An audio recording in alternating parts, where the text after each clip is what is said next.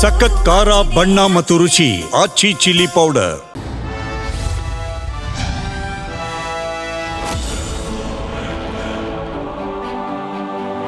ಮತ್ತೆ ಮುಖ್ಯಮಂತ್ರಿ ಸಿದ್ದರಾಮಯ್ಯ ಬದಲಾವಣೆಯ ಸದ್ದು ಅನ್ನೋದು ಹೆಚ್ಚಾಗಿದೆ.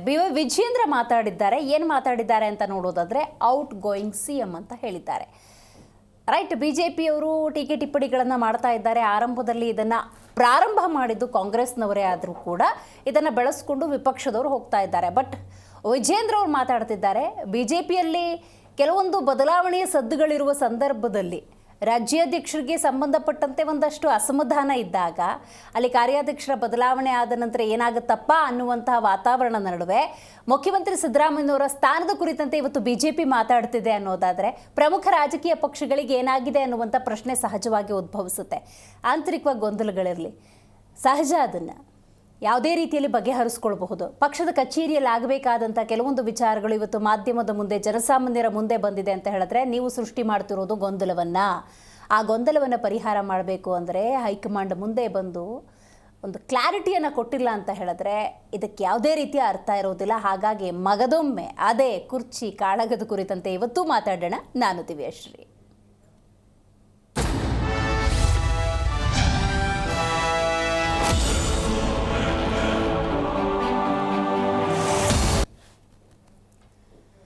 ಹೌದು, ಮುಖ್ಯಮಂತ್ರಿ ಬದಲಾವಣೆಯ ಸದ್ದು ಗದ್ದಲ ಇವತ್ತಿನ ಕಥೆಯಲ್ಲ. ಕಳೆದ ಹಲವಾರು ತಿಂಗಳಿಗಳಿಂದ ಇದ್ದೇ ಇದೆ. 2023 ಮೇಯಲ್ಲಿ ಅಧಿಕಾರವನ್ನು ಹಿಡಿದ ಆ ದಿವಸದಿಂದ ಇವತ್ತಿನವರೆಗೂ ಕೂಡ ಒಂದಲ್ಲ ಒಂದು ರೀತಿಯಲ್ಲಿ ಈ ಕುರ್ಚಿ ಕಾಳಗ ಅನ್ನೋದು ಇದ್ದೇ ಇದೆ ಅಂತ ಹೇಳಿದ್ರೆ ತಪ್ಪಾಗೋದಿಲ್ಲ. ಇದೆಲ್ಲದರ ನಡುವೆ ನೀವು ಗಮನಿಸಬೇಕು, ಇವತ್ತು ಮಗದೊಮ್ಮೆ ಇದೇ ಚರ್ಚೆ ನಡೆದಿರೋದನ್ನು ನಾವಿಲ್ಲಿ ನೋಡಬಹುದು. ಯಾಕಂತ ಹೇಳಿದ್ರೆ ಬಹಳ ಮುಖ್ಯವಾಗಿ ಇವತ್ತು ವಿಜಯೇಂದ್ರ ಅವರು ಉಲ್ಲೇಖ ಮಾಡುವ ಸಂದರ್ಭದಲ್ಲಿ ಒಂದು ಪ್ರಮುಖ ಪದಪ್ರಯೋಗವನ್ನು ಮಾಡಿದ್ದಾರೆ. ಏನು ಅಂತ ನಾವು ನೋಡ್ತಾ ಹೋಗೋದಾದರೆ ಔಟ್ ಗೋಯಿಂಗ್ ಸಿ ಎಂ ಅಂತ ಹೇಳಿದ್ದಾರೆ. ನೋಡಿ, ಆಗಸ್ಟ್ ಕ್ರಾಂತಿ, ಸೆಪ್ಟೆಂಬರ್ ಕ್ರಾಂತಿ, ನವೆಂಬರ್ ಕ್ರಾಂತಿ ಇದೆಲ್ಲ ಆಗೋಯ್ತು. ಈಗ ನೋಡಿ ಸಂಕ್ರಾಂತಿ ಅಂತ ಹೇಳ್ತಿದ್ದಾರೆ. ಸಂಕ್ರಾಂತಿವರೆಗೂ ಹೋಗುತ್ತೋ ಅಥವಾ ಇಲ್ಲೇ ಇತ್ಯರ್ಥ ಆಗುತ್ತೋ ನಿಜಕ್ಕೂ ಕೂಡ ಅರ್ಥ ಆಗ್ತಾ ಇಲ್ಲ. ಬಟ್ ಈ ಗೊಂದಲಗಳಿಗೆ ತೆರೆ ಎಳಿಲಿಲ್ಲ ಅಂತ ಹೇಳಿದ್ರೆ ನಿಜಕ್ಕೂ ಕೂಡ ಕಷ್ಟ ಸಾಧ್ಯ ಇದೆ. ನೋಡಿ, ಮತ್ತೆ ಸಿಎಂ ಸಿದ್ದರಾಮಯ್ಯ ಬದಲಾವಣೆಯ ಸದ್ದು ಅನ್ನೋದು ಹೆಚ್ಚಾಗಿದೆ. Siddaramaiah out going chief minister ಅಂತ ಹೇಳಿ ಅಧಿವೇಶನದಲ್ಲಿ ವಿಜಯೇಂದ್ರ ಹೇಳಿದ್ದಾರೆ. ಔಟ್ ಗೋಯಿಂಗ್ ಸಿಎಂರಿಂದ ಸದನದಲ್ಲಿ ಪರಿಹಾರ ಸಿಗೋದಿಲ್ಲ. ಇದರಲ್ಲಿ ಎರಡು ಅರ್ಥ ಇದೆ. ನಾವು ಅದನ್ನು ಗಂಭೀರವಾಗಿ ತಗೊಳ್ಬೇಕಾಗತ್ತೆ. ಯಾಕೆ ಅಂತ ಹೇಳಿದ್ರೆ ನೋಡಿ, ಒಂದು ನೀವು ಅರ್ಥ ಮಾಡ್ಕೊಳ್ಬೇಕು, ಆ ಮುಖ್ಯಮಂತ್ರಿ ಕುರ್ಚಿಯಲ್ಲಿ ಯಾರು ಕೂರ್ತಾರೆ ಅನ್ನೋ ಕ್ಲಾರಿಟಿ ಇಲ್ಲದೆ ಯಾವ ಯೋಜನೆ ಕಾಮಗಾರಿ ಗುತ್ತಿಗೆದಾರರು ಅಂದಾಗ ಯಾವ ಕೆಲಸನೂ ಮೂವ್ ಮಾಡೋದಿಲ್ಲ. ಯಾರ ಸಿಗ್ನೇಚರ್ ಯಾವಾಗ ಅನ್ನೋ ಕ್ಲಾರಿಟಿ ಇರೋದಿಲ್ವಲ್ಲ, ಅಂಥ ಒಂದು ಸಂದಿಗ್ಧ ಸ್ಥಿತಿಯಲ್ಲಿ ರಾಜ್ಯ ಇದೆ ಅಂತ ಹೇಳಿದ್ರೆ ತಪ್ಪಾಗೋದಿಲ್ಲ. ನೋಡಿ, ಯಾವಾಗ ವಿಜಯೇಂದ್ರ ಅವರು ಈ ಹೇಳಿಕೆಯನ್ನು ಕೊಡ್ತಾರೆ, ಕಾಂಗ್ರೆಸ್ ನಾಯಕರು ಆಕ್ಷೇಪವನ್ನು ವ್ಯಕ್ತಪಡಿಸ್ತಾರೆ. ಇಂಥ ಒಂದು ಸಹಜ ಬೆಳವಣಿಗೆ ನಡೆಯುತ್ತೆ. ಇವತ್ತು ಸಿ ಎಂ ಕುರ್ಚಿಯ ಕದನ ಅನ್ನೋದು ನಾರ್ಮಲ್ ಆಗಿಬಿಟ್ಟಿದೆ. ನಾರ್ಮಲಾಗಿ ಚರ್ಚೆ ಮಾಡುವಂಥ ವಿಷಯ ಆಗಿಬಿಟ್ಟಿದೆ. ಕರ್ನಾಟಕ ಕಾಂಗ್ರೆಸ್ ಅಂಥ ಕೊಡುಗೆಯನ್ನು ಕರ್ನಾಟಕ ರಾಜ್ಯಕ್ಕೆ ಕೊಟ್ಟಿದೆ. ಒಂದು ವಿಷಯಾಧಾರಿತ ಚರ್ಚೆಯನ್ನು ಕೊಡಬೇಕಲ್ಲ, ಆಗಾಗ ಸಬ್ಜೆಕ್ಟ್ ಕೊಡಬೇಕಲ್ಲ, ಅದರಲ್ಲಿ ಕುರ್ಚಿ ಕದನ ಕೂಡ ಒಂದು. ರೈಟ್, ಇದೆಲ್ಲದ ನಡುವೆ ದೇಶ ಭಾಷಣ ನೋಡಿ, ಇದು ವಿಧೇಯಕ ಕೂಡ ಇವತ್ತು ಅಂಗೀಕಾರ ಆಗಿದೆ. ಇದರಲ್ಲಿ ಪ್ರಮುಖ ಅಂಶಗಳಿದ್ದಾವೆ. ಪತ್ರಿಕಾ ಸ್ವಾತಂತ್ರ್ಯ, ಅಭಿವ್ಯಕ್ತಿ ಸ್ವಾತಂತ್ರ್ಯ, ಜನಸಾಮಾನ್ಯರ ಧ್ವನಿಯನ್ನು ಹತ್ತಿಕ್ಕುವ ಪ್ರಯತ್ನ ಅಂತ ಹೇಳಿ ಬಿಜೆಪಿ ಪ್ರತಿಪಕ್ಷಗಳು ಇವತ್ತು ಬಹಳ ದೊಡ್ಡ ಧ್ವನಿಯಲ್ಲಿ ಪ್ರಶ್ನೆ ಮಾಡಿದ್ರೂ ಕೂಡ ಅದು ಅಂಗೀಕಾರ ಆಗಿದೆ. ಹಾಗಾದರೆ ದ್ವೇಷ ಭಾಷಣಕ್ಕೆ ಸಂಬಂಧಪಟ್ಟಂತೆ ಈ ಕಾರಣಕ್ಕೆ ಈ ವಿಧೇಯಕ ಮಂಡನೆ ಆಗಬಾರ್ದು ಅನ್ನೋದಾದರೆ ಸಕಾರಣಗಳನ್ನು ಕೊಡಬೇಕಲ್ಲ. ಆ ಅಂಶಗಳನ್ನು ಯಾವುದು ಬಿಜೆಪಿ ಉಲ್ಲೇಖ ಮಾಡಿದೆ ಅನ್ನೋದೇ ಪ್ರಶ್ನೆ. ಇವತ್ತು ದ್ವೇಷ ಭಾಷಣ ವಿಧೇಯಕವನ್ನು ವಿರೋಧಿಸ್ತಿದ್ದಾರೆ ಅನ್ನೋದಾದರೆ ದ್ವೇಷ ಭಾಷಣ ಮಾಡೋರು ಹಾಗಾದರೆ ಬಿ ಜೆ ಪಿಯವರು ಅನ್ನೋ ಪ್ರಶ್ನೆ ಉದ್ಭವಿಸುತ್ತೆ. ಅದಕ್ಕೆ ಅವರು ಕ್ಲಾರಿಟಿಯನ್ನು ಕೊಡಬೇಕು. ಇದರ ನಡುವೆ ಬೈರತಿ ಸುರೇಶ್ ಅವರ ಹೇಳಿಕೆ ಸದನದಲ್ಲಿ ಒಂದು ಸ್ವಲ್ಪ ಗದ್ದಲವನ್ನು ಎಬ್ಬಿಸ್ತು. ಕರಾವಳಿಗೆ ಬೆಂಕಿ ಹಾಕೋರು ಯಾರು ಅಂತ ಪ್ರಶ್ನೆಯನ್ನು ಮಾಡ್ತಾರೆ ಬೈರತಿ ಸುರೇಶ್. ಇದು ಸಹಜವಾಗಿ ಆಕ್ರೋಶದ ಕಟ್ಟೆಯನ್ನು ಒಡೆಯುವಂತೆ ಮಾಡಿದೆ. ರೈಟ್, ಹಾಗಾದರೆ ಯಾರೆಲ್ಲ ಏನೆಲ್ಲ ಮಾತಾಡಿದ್ದಾರೆ ಇದಕ್ಕೆ ಸಂಬಂಧಪಟ್ಟಂತೆ ಬನ್ನಿ ನೋಡ್ಕೊಂಬರೋಣ. ಮುಖ್ಯಮಂತ್ರಿಗಳ ಪರಿಸ್ಥಿತಿಯನ್ನು ಅರ್ಥ ಮಾಡ್ಕೊಳ್ಳಿ. Is A out going chief minister. ಯಾವಾಗ ರಾಜೀನಾಮೆ ಕೊಡ್ತಾರೋ ಯಾರಿಗೂ ಕೂಡ ಅದ್ರ ಬಗ್ಗೆ ಮಾಹಿತಿ ಇಲ್ಲ. ಮುಖ್ಯಮಂತ್ರಿಗಳ ಮಾತಿನ ದಾಟಿಯನ್ನು ನೋಡಿದ್ರೆ ನಿಮಗೆ ಅರ್ಥ ಆಗ್ತದೆ, ಹೋಲಿ ಬಿಡಪ್ಪ ಪಾಪ ಎಷ್ಟು ದಿನ ಇರ್ತಾರೆ ಅಂತೇಳಿ ಎಲ್ರಿಗೂ ಅನಿಸ್ತಕ್ಕಂಥದ್ದು ಸಹಜ.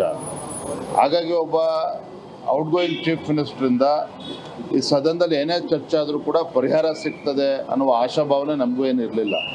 ಆದರೂ ಕೂಡ ನಾನು ಯಾವಾಗಲೂ ಕೂಡ ಒಂದು ಮಾತನ್ನು ಹೇಳ್ತಾ ಇದ್ದೆ, ಮುಖ್ಯಮಂತ್ರಿಗಳಾಗಿ ಎಷ್ಟು ದಿನ ಕುರ್ಚಿಲಿ ಕೂರ್ತೀನಿ ಅನ್ನೋದು ಮುಖ್ಯ ಅಲ್ಲ, ಆದರೆ ಆ ಸ್ಥಾನದಲ್ಲಿದ್ದಾಗ ಏನು ರಾಜ್ಯಕ್ಕೆ ಒಳ್ಳೆ ಕೆಲಸ ಮಾಡಿದ್ದಾರೆ ಅನ್ನೋದು ಮುಖ್ಯ.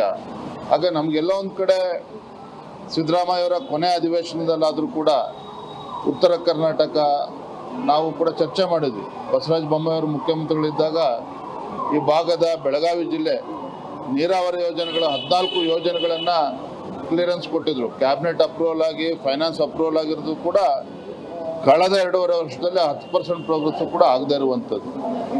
ಕಳೆದ 2.5 ವರ್ಷ ಏನೋ ಮಾಡದೇ ಇರ್ತಕ್ಕಂಥವ್ರು, ಯಾವುದೇ ಅಭಿವೃದ್ಧಿ ಕೆಲಸ ಮಾಡದೇ ಇರುವಂಥ ಸಿದ್ದರಾಮಯ್ಯನವರು ಈಗಿನ 2 ವಾರದಲ್ಲಿ ಏನು ಮಾಡ್ತಾರೆ? Vijendra incoming CM. Vijendra is incoming CM for the Karnataka state. ಭವಿಷ್ಯ ಹೇಳೋರ ಅವರು? ಭವಿಷ್ಯ ಹೇಳ್ತಾರೆ ವಿಜೇಂದ್ರ ಅವರು. ಫಸ್ಟು ಅವರು ತಟ್ಟೆಯಲ್ಲಿ ಬಿದ್ದಿರುವಂಥ ಹೆಗ್ಡಾನ ಎತ್ತಕ್ಕೆ ಹೇಳಿ. ಡೈಲಿ ಪಾಪ ಅವರು ಒಂದು ಕಡೆ ಅಶೋಕ್ ಅವ್ರ ಗ್ರೂಪು, ಒಂದು ಕಡೆ ಯತ್ನಾಳ್ ಅವ್ರ ಗ್ರೂಪು, ಒಂದು ಕಡೆ ಇವ್ರ ಗ್ರೂಪ್. ಸುಮ್ಮನೆ ಬೈಕ್ ಬಂದಂಗೆಲ್ಲ ಮಾತಾಡೋದು. ವಿಜೇಂದ್ರ ಅವರು ಔಟ್ ಗೋಯಿಂಗ್ ಅಧ್ಯಕ್ಷರು. ಅವರನ್ನ ಅಧ್ಯಕ್ಷಗಿರಿಯಿಂದ ತೆಗಿಬೇಕು ಅಂತೇಳಿ BJPಯ ಒಂದು ಬಣ ಅಲ್ಲೇ ಕೂತ್ಕೊಂಡು ಸೋಮಣ್ಣ ಅವ್ರನ್ನ ಅಧ್ಯಕ್ಷರು ಮಾಡಬೇಕು, ಈ ಸೋಮಣ್ಣ ಅವ್ರನ್ನ ಅಂತೇಳಿ ಹಗಲು ರಾತ್ರಿ ಪಣ ತೊಟ್ಟು ಮಾಡ್ತಾ ಇದ್ದಾರೆ. ಅವರು ಔಟ್ ಗೋಯಿಂಗ್ ಅಧ್ಯಕ್ಷ ಅನ್ನೋ ಬದಲು ಈ ರೀತಿ ಹೇಳಿರ್ಬೋದು. ಔಟ್ ಗೋಯಿಂಗ್ ಅಧ್ಯಕ್ಷ ಅವರ ಮಾತಿಗೆ ಬೆಲೆ ಕೊಡುವಂಥ ಅವಶ್ಯಕತೆ ಇಲ್ಲ. ನಮ್ಮ ಸರ್ಕಾರ ಗಟ್ಟಿಯಾಗಿದೆ. 5 ವರ್ಷ ಕಾಂಗ್ರೆಸ್ ಸರ್ಕಾರ ಇರ್ತದೆ. 140 ಜನ ಮುಖ್ಯಮಂತ್ರಿಗಳ ಹಿಂದೆ ಇದ್ದಾರೆ, 140 ಜನ ಉಪಮುಖ್ಯಮಂತ್ರಿಗಳ ಹಿಂದೆ ಇದ್ದಾರೆ. 20-25ನೇ ಸಾಲಿನ ಕರ್ನಾಟಕ ದ್ವೇಷ ಭಾಷಣ ಮತ್ತು ದ್ವೇಷ ಅಪರಾಧಗಳ ಪ್ರತಿಬಂಧಕ ವಿಧೇಯಕವನ್ನು ಪರ್ಯಾಲೋಚಿಸಬೇಕೆಂದು ಕೋರುತ್ತೇನೆ ಮಾನ್ಯ ಅಧ್ಯಕ್ಷರು. ಸ್ವಲ್ಪ ಪರ್ಯಾಲೋಚನಾ ಪ್ರಸ್ತಾವನೆ ಸಭೆ ಮತಕ್ಕೆ ಹಾಕುತ್ತೇನೆ. 20-25 ಸಾಲಿನ ಕರ್ನಾಟಕ ದ್ವೇಷ ಭಾಷಣ ಮತ್ತು ದ್ವೇಷ ಅಪರಾಧಗಳ ಪ್ರತಿಬಂಧಕ ವಿಧೇಯಕವನ್ನು ಪರ್ಯಾಲೋಚಿಸುವ ಸಭೆ ಎಂದು ವಿಷಯವು ಸಭೆಯ ಮುಂದಿದೆ. ಪ್ರಸ್ತಾವದ ಪರವಾಗಿರೋ ಹೌದು ಎಂದು ಸೂಚಿಸಬೇಕು, ಪ್ರಸ್ತಾವದ ವಿರೋಧವಾಗಿರಲಿಲ್ಲ ಎಂದು ಸೂಚಿಸಬೇಕು.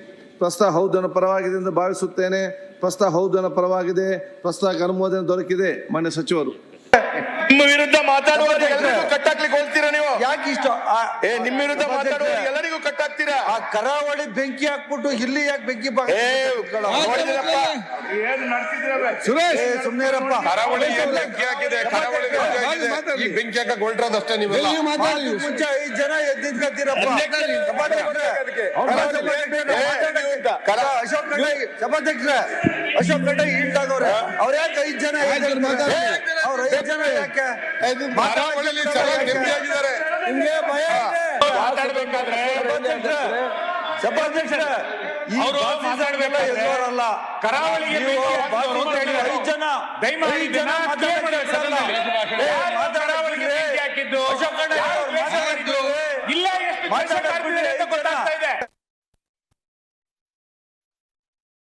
ಗದ್ದಲದಲ್ಲಿ ಇವತ್ತಿನ ಅಧಿವೇಶನ ಕೂಡ ಮುಗಿದು ಹೋಗಿದೆ. ಈ ಬಗ್ಗೆ ಮಾತಾಡಲಿಕ್ಕೆ ಮೊದಲನೇದಾಗಿ ನಮ್ಮ ಕಾರ್ಯಕ್ರಮದಲ್ಲಿ JDS ವಕ್ತಾರರು ನಾಗೇಂದ್ರ ಅವರಿದ್ದಾರೆ, ನಮಸ್ಕಾರ. ಇನ್ನು BJP ವಕ್ತರು ಡಾಕ್ಟರ್ ಚೀನಾರಾಮ್ ಅವರಿದ್ದಾರೆ, ನಮಸ್ಕಾರ. ಇನ್ನು ಕಾಂಗ್ರೆಸ್ ವಕ್ತಾರಾಗಿರುವಂಥ ಕುಮಾರ್ ಅವರಿದ್ದಾರೆ, ನಮಸ್ಕಾರ. ಅಧಿವೇಶನದಲ್ಲಿ ಇವತ್ತು ಬಹಳಷ್ಟು ಚರ್ಚೆಗಳಾಗಿದೆ ನಾಗೇಂದ್ರ ಅವರೇ. ಅದರಲ್ಲೂ ಪ್ರಮುಖವಾಗಿ ಸಿದ್ದರಾಮಯ್ಯನವರನ್ನು ಔಟ್ ಗೋಯಿಂಗ್ CM ಅಂತ ವಿಜಯೇಂದ್ರ ಅವರು ಪ್ರಸ್ತಾಪ ಮಾಡಿದ್ದಾರೆ. ಏನು ಹೇಳ್ತೀರಿ ಇದ್ರ ಬಗ್ಗೆ? ನನಗೆ ಮತ್ತು ಜನಸಾಮಾನ್ಯರಿಗೆ, ಪ್ರತಿಪಕ್ಷಗಳಿಗೆ, ಸ್ವತಃ ಕಾಂಗ್ರೆಸ್ನ ಕೆಲ ನಾಯಕರಿಗೆ ಸಹಜವಾದ ಒಂದು ಅನುಮಾನ ಅಥವಾ ದ್ವಂದ್ವ ಏನಿದೆ ಅಂತ ಹೇಳಿದ್ರೆ, ಕಡೆ ಪಕ್ಷ ಹೈಕಮಾಂಡ್ ಈಗಲಾದರೂ ಬಂದು ಕ್ಲಾರಿಟಿಯನ್ನು ಕೊಡಬೇಕು ಅಂತ. 23 ಮೇಯಿಂದ ಹಿಡಿದು ಇವತ್ತಿನವರೆಗೂ ಕೂಡ ಒಂದು ಕ್ಲಾರಿಟಿ ಇಲ್ಲ ಅಂತ ಹೇಳಿದ್ರೆ ಇದನ್ನು ಹೇಗೆ ಆಡಳಿತ ಅಂತ ಕರೆಯೋದು ಅಂತ? ಇವತ್ತು ಈ ಸರ್ಕಾರ ಏನು ಬಂದು 2 ವರ್ಷ ಆಗಿದೆಯಲ್ಲ, ಈ ಭರವಸೆಗಳು, ಸುಳ್ಳು ಭರವಸೆಗಳ ಮೇಲೆ ಬಂದಂಥ ಸರ್ಕಾರಕ್ಕೆ ನೈತಿಕತೆನೇ ಇಲ್ಲ. ಜನನ ಬಳಸ್ಕೊಂತ ರೀತಿ, ಜನನ ದಾರಿ ತಪ್ಪಿಸ್ತಾ ಇರೋ ರೀತಿ, ಮತ್ತು ಜನನ ಏನು ನಂಬಿಕೆ ಇಟ್ಟು ಇವ್ರಿಗೆ 140 ಸೀಟ್ ಕೊಟ್ರಲ್ಲ, ಅದನ್ನು ಹಂತವಾಗಿ ಅವ್ರನ್ನ ಕುಸಿತ ಮಾಡಿ, ಅವ್ರನ್ನ ದಿಕ್ಕುಗಳಿದ್ದಂಗೆ ಇವತ್ತು ಅವ್ರಿಗೆ ಒಂದು ಪರಿಸ್ಥಿತಿ ಯಾವ ಥರ ಆಗಿದೆ ಅಂದರೆ, ಒಳ್ಳೆ ವ್ಯವಸ್ಥೆ ಇಲ್ದಿದ್ದಂಗೆ ಅವ್ಯವಸ್ಥೆ ಮಾಡಿ ಇವರ ಲಾಭಕ್ಕೋಸ್ಕರ ಇವರು CMಗಳ ಬಂದು ಕುಂತಿದ್ದಾರೆ. ನಿಜವಾಗ್ಲೂ ಹೇಳ್ಬೇಕಾದ್ರೆ ಏನು ರಾಜ್ಯದಲ್ಲಿ ಅಲ್ಲಿ ದೇಶದಲ್ಲಿ ಏನು ಸಮೀಕ್ಷೆಗಳು ಮಾಡಿ ಶ್ರೀಮಂತ CM ಅನ್ಸ್ಕೊಂಡಲ್ಲ, ಬಡವ್ರ ಪಾಲಿಗೆ ಇವರು ಶ್ರೀಮಂತರಾಗ್ಬಿಟ್ಟಿದ್ದಾರೆ. ಈಗ ಬಡವ್ರದ ಹೆಸರು ಹೇಳ್ಕೊಂಡ್ ಬಂದಂಥ ಸರ್ಕಾರ ಪ್ರಕಾರ ಇವತ್ತು ರಾಜ್ಯದ ಮುಖ್ಯಮಂತ್ರಿ ಸಮೀಕ್ಷೆ ಪ್ರಕಾರ CM ಮುಖ್ಯಮಂತ್ರಿ, ಅದೇ ರೀತಿ ಶಾಸಕರಲ್ಲಿ ಸಮೀಕ್ಷೆ ಪ್ರಕಾರ CM DCM ಶಿವಕುಮಾರ್ ಅವರು ಶ್ರೀಮಂತರು ಒಂದು ಶಾಸಕರಂತಾನೆ ಹೆಸರು ತಗೊಂಡ್ಬಿಟ್ಟಿದ್ದಾರೆ. ಹಾಗಾಗಿ ಇವ್ರಿಗೆ ಕುರ್ಚಿ ಕಿತ್ತಾಟನೆ ಮಾಡಕ್ ಸಾಧ್ಯ, ಬೇರೆ ಇನ್ನೇನ್ ಮಾಡ್ಬೇಕು ಇವರು? ಜನಪರ ಕೆಲ್ಸಗಳು ಮಾಡಕ್ಕಂತೂ ಯೋಗ್ಯತೆ ಅಂತೂ ಇಲ್ಲ. ಇವತ್ತು 58,000 ಕೋಟಿ ತಂದ್ರು ವರ್ಷದ ಬಜೆಟ್ ಮಂಡನೆ ಮಾಡಿದ್ರು. ಈ ವರ್ಷ ದೊಡ್ಡ ಬಜೆಟ್ ಮಂಡನೆ ಮಾಡಿದ್ರು. 1.6 ಲಕ್ಷ ಕೋಟಿ ಸಾಲ ಮಾಡಿದ್ರು, 4 ಲಕ್ಷ ಕೋಟಿ ಬಜೆಟ್ ಮಂಡನೆ ಮಾಡಿದ್ರು. ಆ ಬಜೆಟ್ ರೀತಿ ನೀತಿಗಳು ನೋಡಿದ್ರೆ ಇವತ್ತವರೆಗೂ 28-30% ದಾಟಲಿಲ್ಲ. ಇನ್ನು 70% ಎಲ್ಲೋಯ್ತು ಅನ್ನೋದು ರಾಜ್ಯದ ಪ್ರಶ್ನೆ ಆಗಿದೆ. ಇವತ್ತು ನೀವು ನೋಡಿರ್ಬೋದು, ಸದನದಲ್ಲಿ ಉತ್ತಮವಾಗಿ ಬೆಳಗಾವಿ ಅಧಿವೇಶನದಲ್ಲಿ ನಡಿಬೇಕಾಗಿತ್ತು ಒಂದು ಸದನನ ಯಾವ ರೀತಿ ಡೈವರ್ಟ್ ಮಾಡ್ತಾ ಬಂದ್ರು. ಇವತ್ತು ನಡೆದಿರೋಂಥ ಸದನಗಳಲ್ಲಿ ಒಂದಾದ ಪರಿಪೂರ್ಣವಾಗಿ ಆ ಉತ್ತರ ಕರ್ನಾಟಕಕ್ಕೆ ಏನಾದ್ರು ಕೊಡಬೇಕಾಗಿರೋದು ಏನಾದ್ರು ಒಂದು ಸಲ್ಲಿಸಿದ್ರ ಇಲ್ಲ. ಟಿಪ್ಪು ಸುಲ್ತಾನ್ ಬಗ್ಗೆ ಎತ್ಕೊಂತಾರೆ, ಅಲ್ಲೊಂದು ಡೈವರ್ಷನ್ ಕೊಟ್ಟರು, ಅದ್ರ ಬಗ್ಗೆ ಚರ್ಚೆ ಆಗಬೇಕು ಅಂತಾರೆ. ಆಮೇಲೆ ಯತೀಂದ್ರ ಅವ್ರು ಬರ್ತಾರೆ, ನಮ್ಮ ಅಪ್ಪನೇ 5 ವರ್ಷ CM ಅಂತ ಹೇಳ್ತಾರೆ, ಅದಕ್ಕೊಂದು ಕೌಂಟ್ರ್ ಕೊಡಬೇಕು. ಸೊ ಒಟ್ನಾಗ ಸದನನ ಹಾಳು ಮಾಡೋಕೆ ಹೆಂಗಂತ ಒಂದೆಲ್ಲ ಪ್ಲಾನ್ ಮಾಡಿದ್ರು. ಟಿಪ್ಪು ಸುಲ್ತಾನ್ ಬಗ್ಗೆ ಈ ಸಮಯನ ಸೂಕ್ತ ಸಮಯನ ಇದು? ಟಿಪ್ಪು ಸುಲ್ತಾನ್ ಬಗ್ಗೆ ಮಾತಾಡಿದ್ದು ಯಾವ ಕಾರಣಕ್ಕೆ ಮಾತಾಡಿದ್ರು? ಯಾವ ಒಂದು ಈಗ ಸದನದಲ್ಲಿ ಉತ್ತರ ಕರ್ನಾಟಕ ಬೇಕಾಗಿರೋದು ಅಭಿವೃದ್ಧಿ ಬೇಕಾಗಿದ್ದು, ಅಲ್ಲಿನ ಮೂಲ ಸೌಕರ್ಯಕ್ಕೋಸ್ಕರ ಹೋರಾಟ ಮಾಡಬೇಕು. ಆದರೆ ಇವರು ಅದನ್ನ ಕಾಂಗ್ರೆಸ್ ಅಲ್ಲಿಂದನೇ ಒಂದು ಅವ್ರ ಶಾಸಕರಿಂದನೇ ಪತ್ರ ಪಡೆಯೋದು, ಅದಕ್ಕೆ ಇವರು ನಾವು ಟಿಪ್ಪು ಜಯಂತಿ ಮಾಡ್ತೀವಿ ಅಂತ ಸ್ವಾಗತ ಮಾಡೋದು. ಅಂದ್ರೆ ಇಲ್ಲಿ ಈ ಸಮುದಾಯನ ಯಾವ ರೀತಿ ಬೆಳೆಸ್ಕೊಂತಿದ್ರು, ವೋಟ್ ಬ್ಯಾಂಕ್ಗೋಸ್ಕರ ಟಿಪ್ಪು ಸುಲ್ತಾನ್ ಮುಂದೆ ಇಟ್ಬಿಟ್ಟಿದ್ದಾರೆ. ಯಾವ ರೀತಿ ಅಂತಂದ್ರೆ ಆ ಸಮುದಾಯದಲ್ಲಿ ಆಚರಣೆ ಇಲ್ಲ ಜಯಂತಿ ಅನ್ನೋದು. ಫಸ್ಟ್ ಆಫ್ ಆಲ್ ಆಚರಣೆ ಇಲ್ಲ, ಹುಟ್ಟುಹಬ್ಬ ಆಚರಣೆ ಮಾಡಲ್ಲ. ಅವ್ರಿಗೆ ಆ ಸಮುದಾಯಕ್ಕೆ ಹಿಡಿತಂತ ಒಂದು ಇದು ಇವರು ಟಿಪ್ಪು ಸುಲ್ತಾನ್ ಆಚರಣೆ ಮಾಡಕ್ ಹೋಗ್ತಾರೆ. ಆ ಸಮುದಾಯ ಬಗ್ಗೆ ಏನಾರ ಗೌರವ ಇದ್ರೆ ಇವರು ಒಂದು ಯಾವ್ದಾರ ಒಂದು ಯೂನಿವರ್ಸಿಟಿ ಕಟ್ಲಿ ಟಿಪ್ಪು ಸುಲ್ತಾನ್ ಹೆಸರಲ್ಲಿ, ಅದನ್ನ ಜನ ಒಪ್ತಾರೆ. ಅಲ್ಲ ಕಟ್ಲಿ. ಮತ್ತೆ ಇವಾಗ ಆಚರಣೆ ಮಾಡಕ್ ನಿಂತಿರೋರು, ಆ ಸಮುದಾಯ ಪರ ನಿಂತಿರೋರು ವೋಟ್ ಬ್ಯಾಂಕ್ಗೋಸ್ಕರ ಅವ್ರನ್ನೂ ದಿಕ್ ತಪ್ಪಿಸ್ತಾ ಇದ್ದಾರೆ. ಇಲ್ಲಿ ಹಿಂದೂ ಮುಸ್ಲಿಮ್ಸ್ ಅನ್ನ ಎತ್ಕಾಡ್ತಾರೆ ಇವ್ರು, ಕಟ್ಟಿ ಬೀದಿಗೆ ಬಿಡ್ತಾರೆ ಇವರು. ಇವತ್ತು ನೋಡಿ ದ್ವೇಷ ಭಾಷೆ ಬಗ್ಗೆ ಮಾತಾಡ್ತಾರೆ. ದ್ವೇಷ ಭಾಷಣ ಯಾವ ಉದ್ದೇಶಕ್ಕೋಸ್ಕರ ಮಾಡ್ತಾ ಇದ್ದಾರೆ ಅಂದ್ರೆ ಇವರು ಸರ್ಕಾರನ ದ್ವೇಷ ಭಾಷಣ ವಿಧೇಯಕದ ಬಗ್ಗೆ ಡೀಟೇಲ್ ಆಗಿ ನಿಮ್ ಜೊತೆ ನಾನು ಮಾತಾಡ್ತೀನಿ. ಬಿಜೆಪಿ ವಕ್ತಾರರು ಮಾತಾಡ್ಬೇಕು. ಇವತ್ತು ಔಟ್ ಗೋಯಿಂಗ್ CM ಅಂತ ವಿಜಯೇಂದ್ರ ಅವರು ಉಲ್ಲೇಖ ಮಾಡಿದ್ದಾರೆ. ತಮ್ಮ ರಾಜ್ಯಾಧ್ಯಕ್ಷ ಸ್ಥಾನದ ಕುರಿತಂತೆಯೇ ಒಂದಷ್ಟು ವ್ಯತ್ಯಾಸ ಇರಬೇಕಾದ್ರೆ, ಟೀಕೆ ಟಿಪ್ಪಣಿಗಳಿರ್ಬೇಕಾದ್ರೆ, ಅಲ್ಲೇ ಒಂದಷ್ಟು ಜನ ವಿರೋಧಿಸ್ತಿರ್ಬೇಕಾದ್ರೆ CM ಕುರ್ಚಿ ಬಗ್ಗೆ ಔಟ್ ಗೋಯಿಂಗ್ ಅನ್ನೋದನ್ನ ಹೆಂಗ್ ಒಪ್ಕೊಳ್ಳೋದು? ಅಲ್ಲ, ಇವತ್ತು ಆಡಳಿತ ಪಕ್ಷ ರಾಜ್ಯದ ಜನ ಭಾಳ ನಿರೀಕ್ಷೆ ಇಟ್ಟು ನಿಮಗೆ ಸುಳ್ಳು ಗ್ಯಾರಂಟಿಗಳ ಮೇಲೆ 136 ಸೀಟ್ ಮೇಲೆ ಗೆಲ್ಸಿದ್ರು. ಇವತ್ತು ನಿರೀಕ್ಷೆ ಮೀರಿದಷ್ಟು ಕಷ್ಟಕರವಾದಂಥ ಪರಿಸ್ಥಿತಿಯಲ್ಲಿ ಜನ ಇದ್ದಾರೆ. ಇವತ್ತು ಒಂದು ಕಡೆ ಅತಿವೃಷ್ಟಿ ಆಗ್ತದೆ, ಒಂದು ಕಡೆ ಅನಾವೃಷ್ಟಿ ಆಗ್ತದೆ, ಒಂದು ಕಡೆ ಎಲ್ಲ ಆಗ್ತದೆ.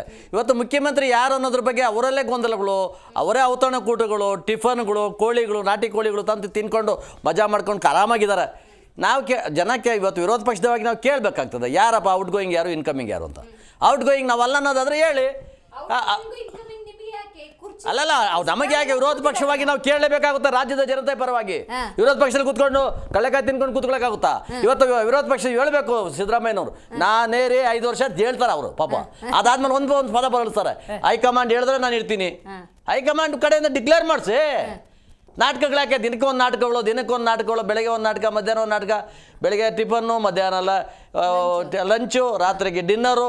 ಈ ಆಟಗಳು ಯಾಕಪ್ಪ ಆಡ್ತೀರಾ? ಜನ ಏನಾಗಬೇಕಾಗಿದೆ ಇವತ್ತು? ಅಲ್ಲ, ಮುಖ್ಯಮಂತ್ರಿ ಸ್ಥಾನದಲ್ಲಿ ಯಾರೊಬ್ರು ಕೂತಿದ್ರೆ ನಿಮ್ಗೆ ಯಾಕೆ ಕನ್ಫ್ಯೂಷನ್? ಯಾರಾದ್ರೂ ಕೂತಿರೋರು ಪಕ್ಕ ನಾನೇ ಕೂತಿರೋದು ಅಂತ ಡಿಕ್ಲೇರ್ ಮಾಡ್ಲಿ, ಹೈಕಮಾಂಡ್ ಆಗ್ಲೇ ಡಿಕ್ಲೇರ್ ಮಾಡ್ಲಿ, ಇಲ್ಲ ಮತದಾರರು ಮತದಾರ ಅಂತೂ ಡಿಕ್ಲೇರ್ ಮಾಡಿದಾರೆ. ಪಾಪ ನೀವೇ ಎತ್ಕೊಂಡಿದ್ರಪ್ಪ ಅವರು ಅಂತ. ಸಿದ್ದರಾಮಯ್ಯನವರು ಕೂತಿದ್ದಾರೆ, ನಾಳೆ ಕುತ್ಕೋತಾರೆ ಅಂತ ಅನ್ಕೊಳ್ಳೋಣ.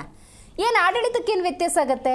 ಲಕ್ಷ್ಮೀ ಹೆಬ್ಬಾಳ್ಕರ್ ಅವರು 2 ತಿಂಗಳದ ಹಣ ಕೊಡದೇ ಇದ್ರು ಕೊಟ್ಟಿದ್ದೀನಿ ಅಂತ ಹೇಳುವಂಥ ಒಂದು ಸುಳ್ಳು ಈ ಒಂದು ಸರ್ಕಾರದಲ್ಲಿರ್ತಕ್ಕಂಥ ಮಂತ್ರಿಗಳು 2 ತಿಂಗಳಿಗೆ 5,000 ಕೋಟಿ ಎಲ್ಲೋಗಿದೆ ಅಂತ ಇವತ್ತು ಕ್ಲಾರಿಫೈ ಮಾಡ್ತಾ ಇಲ್ಲ ಯಾರು.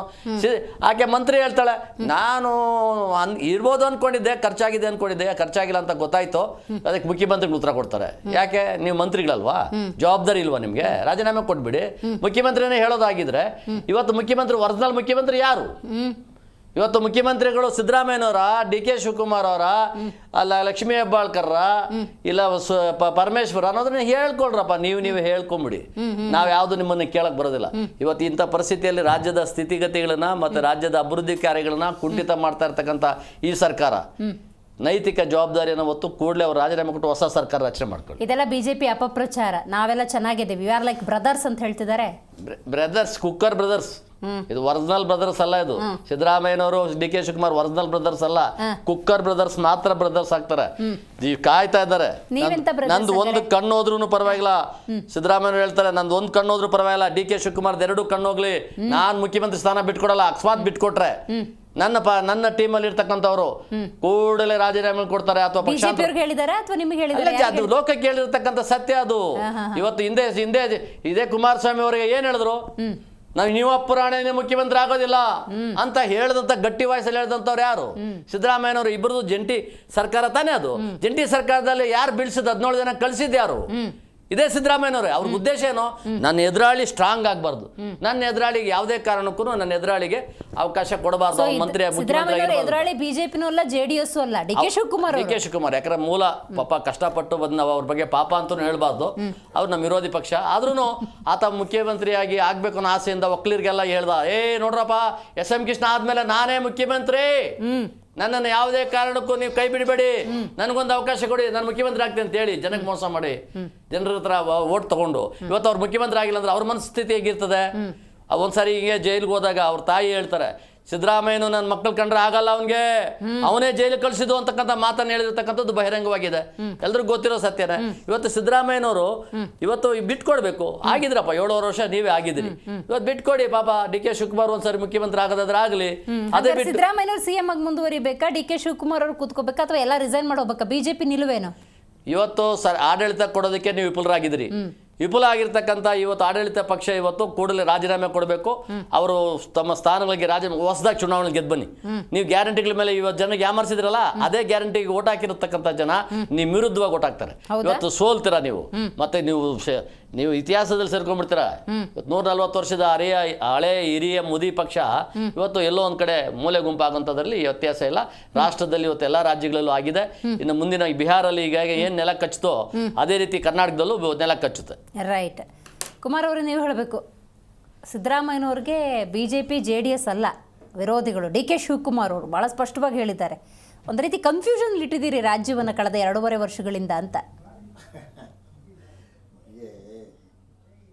ಕಳೆದ ಒಂದು 2-3 ತಿಂಗಳಿಂದ ಮತ್ತು ನಮ್ಮ ಸರ್ಕಾರ ಹೊಸದಾಗಿ ಆಯ್ಕೆಯಾಗಿ ಬಂದ 2.5 ವರ್ಷದ ಮೊದಲನೇ ದಿನದಿಂದ ನಮ್ಮ ಶಾಸಕಾಂಗ ಪಕ್ಷದ ಸಭೆಯಾಗಿ ಮಾನ್ಯ ಮುಖ್ಯಮಂತ್ರಿಗಳು ಸಿದ್ದರಾಮಯ್ಯನವರು ಆಯ್ಕೆಯಾಗಿ ಶಾಸಕಾಂಗ ಪಕ್ಷದ ನಾಯಕರಾಗಿ, ನಂತರ ಉಪಮುಖ್ಯಮಂತ್ರಿಗಳಾಗಿ ಡಿ ಕೆ ಶಿವಕುಮಾರ್ ಅವರು ನಮ್ಮ ಪಕ್ಷದ ಅಧ್ಯಕ್ಷರು ಕೂತ್ಕೊಂಡಿದ್ದ ಮರುದಿನವೇ ಪ್ರಾರಂಭ ಆದ ಚರ್ಚೆ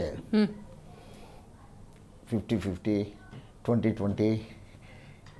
ಏನು ಮೇಡಮ್, ಕರ್ನಾಟಕದ ಜನತೆ ನಮಗೆ ಪೂರ್ಣವಾದಂಥ ಬಹುಮತ ಕೊಟ್ಟು ಆಯ್ಕೆ ಮಾಡಿ ಶಾಸಕಾಂಗ ಪಕ್ಷದ ನಾಯಕರು ಮಾನ್ಯ ಸಿದ್ದರಾಮಯ್ಯನವರು ಅಂತ ಹೇಳಿ, ಮುಖ್ಯಮಂತ್ರಿಗಳು ಅಂತ ಹೇಳಿ, ನಮ್ಮ ಪಕ್ಷದ ಹೈಕಮಾಂಡು, ದೆಹಲಿಯ ವರಿಷ್ಠರೆಲ್ಲ ಕೂಡಿ ಉಪಮುಖ್ಯಮಂತ್ರಿಗಳಾಗಿ ಇವರು ಮಂತ್ರಿಗಳಾಗಿ ಇವರೆಲ್ಲ ಕೆಲಸ ಮಾಡಬೇಕು ಅಂತ ನಿಗದಿ ಮಾಡಿ 2.5 ವರ್ಷದ ತನಕ ಪ್ರತಿದಿನ ನಿಮಗೆ ನಾನು ಒಂದು ಪ್ರಶ್ನೆ ನನಗೆ ಉದ್ಭವ ಆಗಿದೆ, ಈ ಟಾಸ್ಕನ್ನು ಕೊಡೋರು ಯಾರು ಅಂತ. ಯಾರು ಪ್ರತಿದಿನ ಟಿವಿಲಿ ಇದೇ ಚರ್ಚೆ ಆಗಬೇಕು, ಬೇರೆ ಇನ್ನೇನು ಚರ್ಚೆ ಆಗಬಾರ್ದು ಅಂತ. ಒಬ್ಬ ಭಾರತ ದೇಶದ ಅಲ್ಲ ಇರಲಿ, ಅದೇನಾರು ಇರಲಿ, ನಮ್ಮ ಭಾರತ ದೇಶದ ಬಹುದೊಡ್ಡ ಸಮಾಜವಾದಿ ಹಿನ್ನೆಲೆ ಇರುವಂಥ JDS ಮತ್ತು BJPಗೆ ಸಿಂಹ ಸ್ವಪ್ನವಾಗಿರುವ ಮತ್ತು ಸಮಾಜವಾದಿಯ ಚಿಂತನೆಗಳನ್ನು ಅನುಷ್ಠಾನಕ್ಕೆ ತರುವಲ್ಲಿ ಚಾಚೂ ತಪ್ಪದೆ ಕೆಲಸ ಮಾಡುತ್ತಿರುವಂಥ ಸಿದ್ದರಾಮಯ್ಯನವ್ರು ಕಂಡ್ರೆ ಇವ್ರಿಗೆ ರಾತ್ರಿ ನಿದ್ದೆಯಲ್ಲೂ ಕೂಡ ನಡುಕ ಶುರುವಾಗ್ಬಿಡುತ್ತೆ, ಹೆದರಿಕೆ ಶುರುವಾಗ್ಬಿಡುತ್ತೆ. ಹಾಗಾಗಿ ಅವ್ರು ಜಪ ಮಾಡ್ತಿರೋದೇನು ಅಂತಂದ್ರೆ ಸಿದ್ದರಾಮಯ್ಯನವರು ಅಧಿಕಾರದಲ್ಲಿ ಇರಬಾರದು ಮುಖ್ಯಮಂತ್ರಿಯಾಗಿ ಕರ್ನಾಟಕದಲ್ಲಿ ಇದ್ರೆ. ನೋಡಿ, 1 ನಿಮಿಷ, ನಮ್ದೊಂದು ದೊಡ್ಡ ಸಮುದ್ರ, 100 ಜನ ನಾಯಕರುಗಳು ಆ ಸ್ಥಾನವನ್ನ ಯಶಸ್ವಿಯಾಗಿ ಮುನ್ನಡೆಸುವ ಚಾಕುಚಕ್ಯತೆ ಮತ್ತು ತಾಕತ್ತು, ದಮ್ಮು, ಇವ್ರು ಹೇಳ್ತಾರಲ್ಲ, ಇವ್ರ ಪದಗಳು ಅದೇ ಮುಟ್ಕೋತ ಈ ಪದಗಳೆಲ್ಲ ಅಂತ. ಕನ್ನಡದ ಈ ನಮ್ಮ ಡಿಕ್ಷನರಿ ಮತ್ತು ಭಾಷಾ ಇದರಲ್ಲಿ ನಾವೆಲ್ಲ ಶಾಲೆಗಳಲ್ಲಿ ಓದ್ತಿರ್ಬೇಕಾದ್ರೆ ಯಾರಾದರೂ ಒಬ್ಬರು ಲೇ ಅಂತ ಪಂತಾಹ್ವಾನ ಮಾಡ್ತಿದ್ದು ತೊಡೆ ತಟ್ಟಿ ಕಬಡ್ಡಿ ಆಟ ಆಡ್ತಿದ್ವಿ. ಹಂಗಾಗಿ ಈಗ ಈ ಪದಗಳೆಲ್ಲ ಬರ್ತಿರೋದನ್ನ ನೋಡ್ತಿದ್ರೆ ನಮ್ಗೆ ಆಶ್ಚರ್ಯ ಅನಿಸುತ್ತೆ. ಮತ್ತು ಪದಕುಂಚದಲ್ಲಿ ಇವ್ರಿಗೆಲ್ಲ ಮಾತುಗಳು ಇಲ್ವಾ ಯಾವುದೂ ಅಂತ ಅನಿಸುತ್ತೆ ಒಂದೊಂದು ಸಾರಿ. ಅದು ನಾನು ಅದು ಎಲ್ಲರಿಗೂ ಡೈವರ್ಟ್ ಆಗೋದು ಬೇಡ. ಮಾನ್ಯ ಮುಖ್ಯಮಂತ್ರಿಗಳಾಗಿರುವಂಥ ಸಿದ್ದರಾಮಯ್ಯನವರು ದಿಟ್ಟ ನಿಲುವುಗಳನ್ನು ಎದುರಿಸಲಾಗದಂಥ ಅಯೋಮಯ ಪರಿಸ್ಥಿತಿಯಲ್ಲಿ BJPಯವರು ಮತ್ತು JDSನವರು ಕುಳಿತುಕೊಂಡಿದ್ದಾರೆ. ಅವ್ರಿಗೆ ಇದು ಈ ಪಾರಂಪರಿಕ ದ್ವೇಷ ಅಂತಿರ್ತದಲ್ಲ, ಆ ದ್ವೇಷ ಯಾರ ಮೇಲಿದೆ? JDS ಅವ್ರಿಗೆ, ಅಡುಗೆ ಮನೆ ಪಕ್ಷದವ್ರಿಗೆ, ಸಿದ್ದರಾಮಯ್ಯ ಅವ್ರ ಬಗ್ಗೆ ಅವ್ರು ಕಂಡ್ರೆ ಅವ್ರಿಗೆ ಸಿಂಹ ಸ್ವಪ್ನ. ಯಾಕೆ ಅಂತಂದರೆ ನಿಮ್ಗೆ ಗೊತ್ತೇ ಇದೆ ಕರ್ನಾಟಕದ ಆಡಳಿತದ ಬಗ್ಗೆ ಮಾತಾಡಿ. ನೀವು ಯಾವ್ದಾದ್ರು ಕಥೆಗಳು ಹೇಳ್ಕೊಂಡು ಟೈಮ್ ಪಾಸ್ ಮಾಡಬೇಡಿ. ಮಾತಾಡಿ ಪರಿಪೂರ್ಣವಾದ ಸತ್ಯ ಮಾತಾಡಿ. ಗೊತ್ತಾಗ್ಲಿ ಸತ್ಯ ಮಾತಾಡಿ. ಅದನ್ನು ಮಾತಾಡ್ತೀನಿ. ಸತ್ಯ ಬಿಟ್ಟು ನೀವೇನೋ ಮಾತಾಡ್ಕೊಂಡು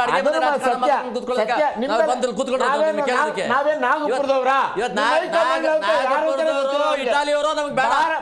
ಇಟಾಲಿಯಿಂದ ಬಂದಿರ್ತಕ್ಕಂಥ ಏನ್ ನಡೀತಾ ರಾಜ್ಯದಲ್ಲಿ ಜನತೆಗೆ ಗ್ಯಾರಂಟಿ ಈಡೇರ್ತಾ ಇದೆಯಾ? ಆ ಗ್ಯಾರಂಟಿ ಈಡೇರ್ತಾ ಇದೆಯಾ? ಅದನ್ನ ಹೇಳಿ. ಇವತ್ತ ಗ್ಯಾರಂಟಿ ಈಡೇರ್ತಾ ಇದೆಯಾ? ಇವತ್ತು ಹೆಣ್ಮಕ್ಳಿಗೆ ಶಾಪ ಆಗ್ತಾ ಇದಾರೆ. ಮನೆ ಮನೆಯಲ್ಲಿ ಹೆಣ್ಮಕ್ಳು ಶಾಪ ಆಗ್ತಾರೆ. ಯಾವ ಕೇಳ್ರು ಇವ್ರಿಗೆ ಫ್ರೀ ಗ್ಯಾರಂಟಿ ಬೇಕು ಅಂತ ಕೊಟ್ಬಿಟ್ಟು ಇವತ್ತು ನಮ್ಗೆ ಮೋಸ ಮಾಡ್ತಾ ಇದಾರಲ್ಲ. ಇದು ಸರಿನಾ ಅಂತಕ್ಕಂಥ ಮಾತನ್ನ ಹಳ್ಳಿ ಹೆಣ್ಮಕ್ಳು, ಮುಗ್ಧ ಹೆಣ್ಣು ಮಕ್ಕಳು, ರಾಜಕೀಯ ಗೊತ್ತಿಲ್ಲದೆ ಇರ್ತಕ್ಕಂಥ ಅವಿದ್ಯಾವಂತ ಮುಗ್ಧ ಹೆಣ್ಣು ಮಕ್ಕಳು ಮನೆ ಮನೆಯಲ್ಲಿ ಮಾತಾಡ್ತಾ ಇದಾರೆ. ಅಲ್ಲ ಮಾತಾಡಿ ಪಾಪ, ನೀವು ಮಾತಾಡಿ. ನಿಮ್ಗೆ ಅವಕಾಶ ಸಿಗಿದೆ, ಒಳ್ಳೆ ಮಾತೇ ಮಾತಾಡಿ. ಮಾತಾಡೋವಾಗ ನಾನು ತಪ್ಪಾಗಿ ಮಾತಾಡಿದಾಗ ನಾನು ಪ್ರಶ್ನೆ ಮಾಡ್ಬೋದು. ಸರಿ ನೋಡಿ, ನೀವು ಮಾತಾಡೋದು ನಾನು ಮಾತಾಡೋದು. ಆಯ್ತಾಯ್ತು, ಕಂಟಿನ್ಯೂ ಮಾಡಿ ಬೇಗ. ನೋಡಿ ಮೇಡಮ್, ಈಗ ಪ್ರತಿದಿನ ಈ ಥರದ ಸುದ್ದಿಯನ್ನೇ ಮಾತನಾಡಬೇಕು ಅಂತ ಹೇಳಿ ಭಾರತ ದೇಶದ ಯಾವುದೇ ರಾಜ್ಯದಲ್ಲಿ ಭಾರತ ಸರ್ಕಾರ ದೇಶಗಳಲ್ಲಿ ಕರ್ನಾಟಕಕ್ಕೆ ಕೊಟ್ಟ ಕಾರ್ಯಕ್ರಮಗಳು ಅಥವಾ ಅಲ್ಲಿಂದ ಸಿಗ್ತಿರುವಂಥ ನೆರವುಗಳು ಮತ್ತಿಲ್ಲ ಆಗ್ತಿರುವಂಥ ಕಾರ್ಯಕ್ರಮಗಳು, ಕಾಮಗಾರಿಗಳು, ಅದ್ರ ಬಗ್ಗೆ ಯಾವತ್ತೂ ಕೂಡ ಹೆಚ್ಚು ಚರ್ಚೆ ಆಗಲಿಲ್ಲ ಈ 2.5 ವರ್ಷದಲ್ಲಿ. ಒಂದೇ ಒಂದು ಭಯ ಮತ್ತು ದಿಗ್ಭ್ರಾಂತರಾಗಿರೋದು ಯಾವ ವಿಷಯದಲ್ಲಿ ಅಂದರೆ ಸಿದ್ದರಾಮಯ್ಯ ಅನ್ನುವಂಥ ಮುಖ್ಯಮಂತ್ರಿಗಳ ಗಾದಿಯ ಬಗ್ಗೆ ಮಾತ್ರ. ನೋಡಿ, ಹೈಕಮಾಂಡ್ ಯಾರು ಅಂತಲೇ ಗೊತ್ತಿಲ್ಲ ಭಾರತ ದೇಶದಲ್ಲಿ BJP ಪಕ್ಷಕ್ಕೆ. ಅವ್ರು ಬಂದು ಬೆಂಗಳೂರಿನಲ್ಲಿ ಭಾಷಣ ಮಾಡ್ತಾರೆ. ಮೋಹನ್ ಭಾಗವತ್ ಅವರು, ಇವ್ರು ಹೇಳ್ಕೊತಾರಲ್ಲ ನಾಗ್ಪುರದವರು, ಅವರು ನಮಗೂ ರಾಜಕೀಯ ಪಕ್ಷಗಳಿಗೂ ಸಂಬಂಧ ಇಲ್ಲ, ನಾವು ರಾಜಕೀಯ ಪಕ್ಷಗಳ ಮುಖವಾಣಿ ಅಲ್ಲ RSS ಅಂತ ಹೇಳ್ತಾರೆ. ಯಾರಪ್ಪ ವಿಜೇಂದ್ರ ಅವರು? ಏನ್ ಸಂಬಂಧ ಇದೆ ಮಾತಾಡ್ತಾರೆ? ಬರ್ತೀನಿ, ಲಿಂಕ್ ಅಲ್ಲೇ ಭಾರತದ ಪೌರತ್ವ ರಾಮಣ್ಣ ಅವರು ರಾಜೀವ್ ಗಾಂಧಿ ಅವರ ಪುತ್ರ, ರಾಜೀವ್ ಗಾಂಧಿ ಅವರ ಸುಪುತ್ರ, ಈ ದೇಶದ ಪುತ್ರ.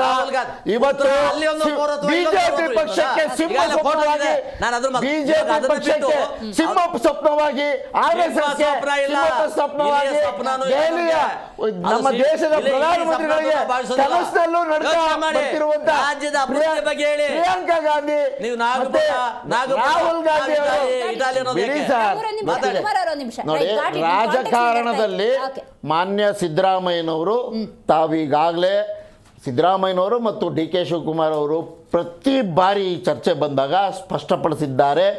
ನಮ್ಮ ರಾಜಕಾರಣದಲ್ಲಿ ನಮ್ಮ ನಿಲುವುಗಳನ್ನು ಸ್ಪಷ್ಟವಾಗಿ ಹೇಳಿದ್ದೇವೆ. ನಮ್ಮ ಹೈಕಮಾಂಡ್ ತೆಗೆದುಕೊಳ್ಳುವ ತೀರ್ಮಾನದ ಮೇಲೆ ನಾವು ಕೆಲಸ ಮಾಡ್ತೇವೆ ಅಂತ ಹೇಳಾಗಿದೆ. ಪದೇ ಪದೇ ಇದೇ ವಿಚಾರಗಳು ಚರ್ಚೆ ಆಗೋದಾದ್ರೆ ಔಟ್ ಗೋಯಿಂಗ್ ಪ್ರಧಾನಮಂತ್ರಿ ಬಗ್ಗೆನೂ ಚರ್ಚೆ ಆಗ್ಬೇಕಲ್ವಾ? ಔಟ್ ಗೋಯಿಂಗ್ ಪ್ರಧಾನಮಂತ್ರಿ, out going Vijendra, out going R Prakash, Ashok, ಮತ್ತೆ ನಡ್ಡಾ, ಎಲ್ಲರೂ ಚರ್ಚೆ ಆಗಿದೆ.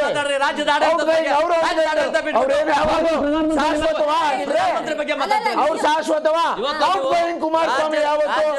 ಎಲ್ಲ ಬರ್ಬೇಕಲ್ವಾ? ಚರ್ಚೆ ಆಗ್ಲಿ,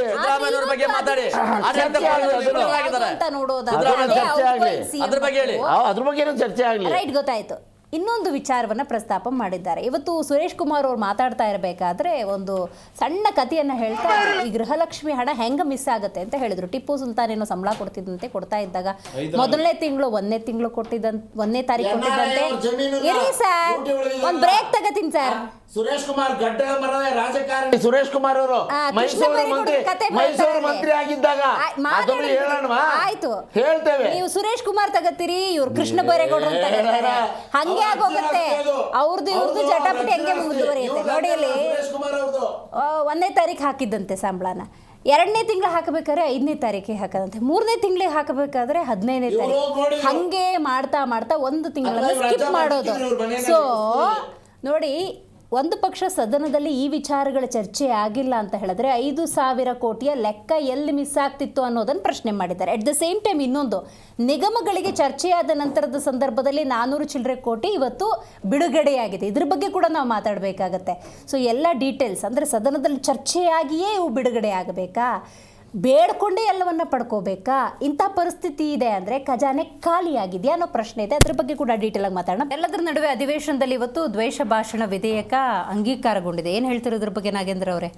ಇಲ್ಲ, ಇವತ್ತು ದ್ವೇಷ ಭಾಷಣ ಬಗ್ಗೆ ಇವ್ರು ಏನು ಮಾಡಕ್ಕೆ ಹೋಗ್ತಾರೆ, ಒಂದ್ ಕಡೆ ಮಾಧ್ಯಮದನ್ನ ಧ್ವನಿನ ಎಲ್ಲೋ ಒಂದ್ ಕಡೆ ಅಡಗಿಸ್ತಾ ಇದ್ದಾರೆ, ಅದೇ ರೀತಿ ವಿರೋಧ ಪಕ್ಷದ ಕಾರ್ಯಕರ್ತರ ಧ್ವನಿ ನಡೆಸ್ತಾ ಇದ್ದಾರೆ, ಜನಸಾಮಾನ್ಯರ ವೈಯಕ್ತಿಕವಾದ ಒಂದು ವಾಕ್ ಸ್ವಾತಂತ್ರ್ಯನ ಕಿತ್ಕೊಂತ ಇದ್ದಾರೆ, ಎಲ್ಲೋ ಒಂದ್ ಕಡೆ 1975 ಮರುಕಳಿಸ್ತಾ ಇದೆಯೋ, ಎಮರ್ಜೆನ್ಸಿಯನ್ನು ತರ್ತಾ ಇದ್ದಾರೆ ಇವರು ಅಂತ. ಏನ್ ಮಾಡಕ್ ಹೋಗ್ತಾ ಇದ್ರಿ ಸರ್ಕಾರ ಅನ್ನೋದು ಗೊತ್ತಾಗ್ತಾ ಇಲ್ಲ. ಇಲ್ಲಿ ದ್ವೇಷ ಭಾಷಣ ಮಾಡೋ ಅಂತ ಪರಿಸ್ಥಿತಿನೇ ಇಟ್ಟಿಲ್ಲ. ನೀವು ಬೆಲೆ ಏರಿಕೆ ಮಾಡಿ ಜನ ಬದುಕಿದ್ರೆ ಸಾಕು ಅನ್ನೋ ಪರಿಸ್ಥಿತಿ ಇದೆ.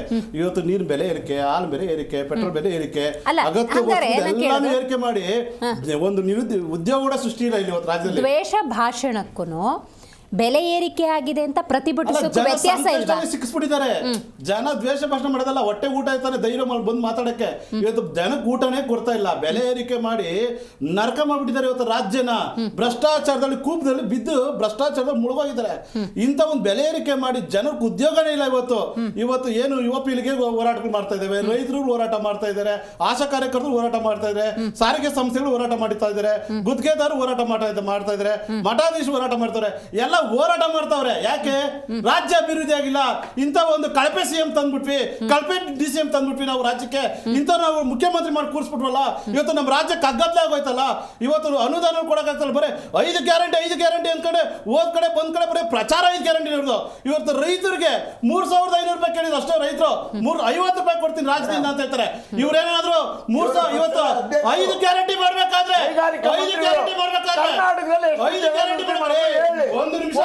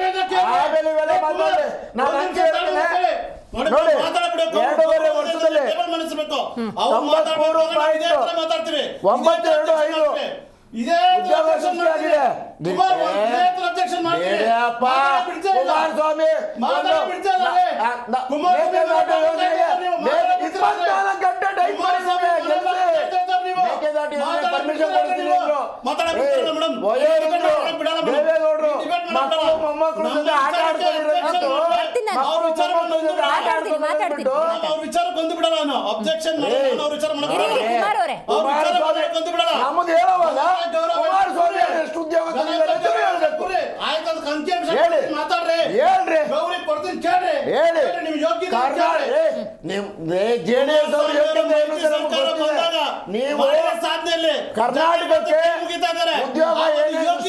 ಕುಮಾರಸ್ವಾಮಿ ಅಧಿಕಾರ ಉದ್ಯೋಗ ಸೃಷ್ಟಿ ಮಾಡ್ತಾರೆ. 2.5 ಲಕ್ಷ ನಿಮಿಷ ನೋಡ್ರಿ, ಅನಾವಶ್ಯಕವಾಗಿ ಏನೇನೋ ಮಾತಾಡಿ ಕುಮಾರಸ್ವಾಮಿ ಅವರಿಗೆ ಮಾಡಿದ್ದಾರೆ. ಕಾಲಿಡಪ್ಪ ಮೋದಿ ಅವ್ರ ತರ ಗಂಟೆ ಬಾರಿಸ್ರಿ, ತಟ್ಟೆ ಬಡಿರಿ. ಇವರು ಅದೇ ನಿಮ್ದು ಅದೇ ಕಂಡ್ಬಿಡ್ರಿ. ಕುಮಾರಸ್ವಾಮಿ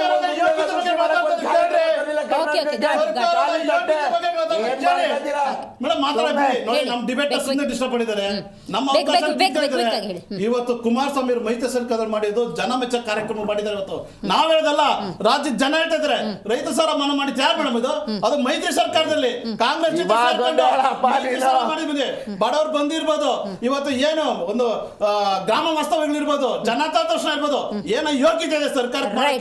ಅದೇ ರೀತಿ ಇವತ್ತು ಪಂಚವಾರ್ಷಿಕ ಯೋಜನೆ ಕೊಟ್ಟು ಇಡೀ ದೇಶನ ಉನ್ನತೀಕರಣ ಪಡಿಸೋರು ನಾವೇ ಕಂಡ್ರಿ. ಇಲಾಖೆ ತಗಡ್ರೆ ಹಣ ಇಲ್ಲ ಅಂತಾರೆ, ನೀರಾವರಿ ಇಲಾಖೆ ತಗಡ್ರೆ ಹಣ ಇಲ್ಲ ಅಂತಾರೆ, ರೇವಣ್ಣ ಕೇಳೋಣ, ಹಣ ಇಲ್ಲ ಅಂತಾರೆ, ರೇವಣ್ಣ ಕೇಳೋಣ. ಆಹಾರ ಮತ್ತು ನಾಗರಿಕತೆ ತಂದ್ರೆ ಹಣ ಇಲ್ಲ ಅಂತಾರೆ.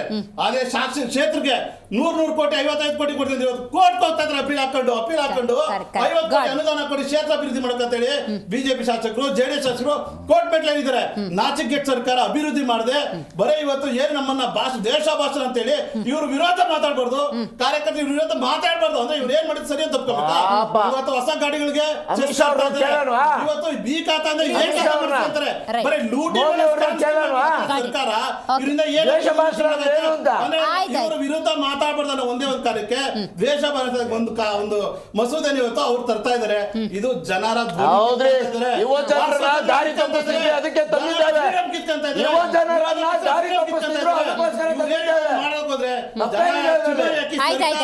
ಕಿತ್ತಾಕ ತುಂಬಾ ದಿನ ಇಲ್ಲ, ಸರ್ಕಾರ ಪತನ ಹಾಕಿ ಇವೆಲ್ಲ ಮಾಡ್ಕೊಂತ ಇದೆ ಇವತ್ತು. ಜನರ ಧ್ವನಿ ನಿಮಗೆ ಲಾಭ ಅಲ್ಲ ಬಿಡಿ. ಓಕೆ ರಾಮ್ ಅವರೇ, ನೀವು ಹೇಳಬೇಕು, ಸದನದಲ್ಲಿ ಚರ್ಚೆ ಮಾಡಲಿಲ್ಲ ಅಂದಿದ್ರೆ ಫೆಬ್ರವರಿ ಮಾರ್ಚ್ ತಿಂಗಳದು 5,000 ಕೋಟಿ ಲೆಕ್ಕಕ್ಕೆ ಸಿಗ್ತಿರ್ಲಿಲ್ಲ. ಸದನದಲ್ಲಿ ಚರ್ಚೆ ಆದಮೇಲೆ ನಿಗಮಗಳಿಗೆ 441 ಕೋಟಿ ಬಿಡುಗಡೆ ಆಗುತ್ತೆ ಅನ್ನೋದಾದರೆ ಕರ್ನಾಟಕ ಕಾಂಗ್ರೆಸ್ನ ಆಡಳಿತದಲ್ಲಿ ಎಲ್ಲ ಬೇಡ್ಕೊಂಡೇ ಪಡ್ಕೋಬೇಕಾ ಅನ್ನುವಂಥ ಪ್ರಶ್ನೆ ಇದೆಯಲ್ಲ. ಅಲ್ಲ, ಈಗ ನೀವು ಪ್ರಶ್ನೆ ಕೇಳಿದ್ರೆ ದ್ವೇಷ ಭಾಷಣದ ಬಗ್ಗೆ ಇವರಿಬ್ಬರು JDS ಮತ್ತು ಕಾಂಗ್ರೆಸ್ನವರು ದಿಕ್ ತಪ್ಪಿ ಮಾತಾಡ್ಕೊಂಡು ಹೋದ್ರು. ನಾನು ಅದ್ರ ಬಗ್ಗೆ ನಾನು ಮಧ್ಯೆ ಅಲ್ಲ ಇಲ್ಲ ನೀವು ಅದ್ರ ಬಗ್ಗೆ ಮಾತಾಡಿದ್ರೆ ನಮ್ಗೆ ಸಂತೋಷನೇ. ಇವತ್ತು ನಾವಿಲ್ಲಿ ಬಂದಿರತಕ್ಕಂಥದ್ದು ವಿಚಾರಗಳನ್ನು ಸರಿಯಾದ ರೀತಿಯಲ್ಲಿ ಸಮರ್ಥವಾಗಿ ಒಂದು ಇರೋ ಸಮಯದಲ್ಲಿ ನಾವು ಮಾತಾಡಬೇಕಾಗುತ್ತೆ. ಇವತ್ತು DK ಶಿವಕುಮಾರ್ ಅವರು ಮೊನ್ನೊಂದು ಹೇಳಿಕೆ ಕೊಟ್ಟರು. ಬೆಂಗಳೂರಿನಲ್ಲಿ ಇರ್ತಕ್ಕಂಥ ಅಪಾರ್ಟ್ಮೆಂಟ್ಗಳವರು ಅವ್ರದ್ದೊಂದು ಬೇಡಿಕೆ ಇಟ್ಟಾಗ ನನ್ನ ತಮ್ಮನ್ನು ಸೋಲಿಸಿದ್ರ ನೀವು 1 ಲಕ್ಷ ಓಟಲ್ಲಿ, ನೀವೆಂಗೆ ನಮ್ಮನ್ನು ನಿಮ್ಗೆ ಯಾಕೆ ನಾನು ಸೌಲಭ್ಯ ಕೊಡಬೇಕು, ನಾನು ಯಾರು ಗೊತ್ತಾ ಹುಷಾರ್ ಅಂದ್ರಲ್ಲ. ಅಂದ್ರೆ ಮತದಾರರು ನಿನ್ಗೆ ಓಟ್ ಹಾಕಿಲ್ಲ ಅನ್ನೋದು ಯಾವ ಗ್ಯಾರಂಟಿ ಮೇಲೆ ಹೇಳ್ತೀವಿ?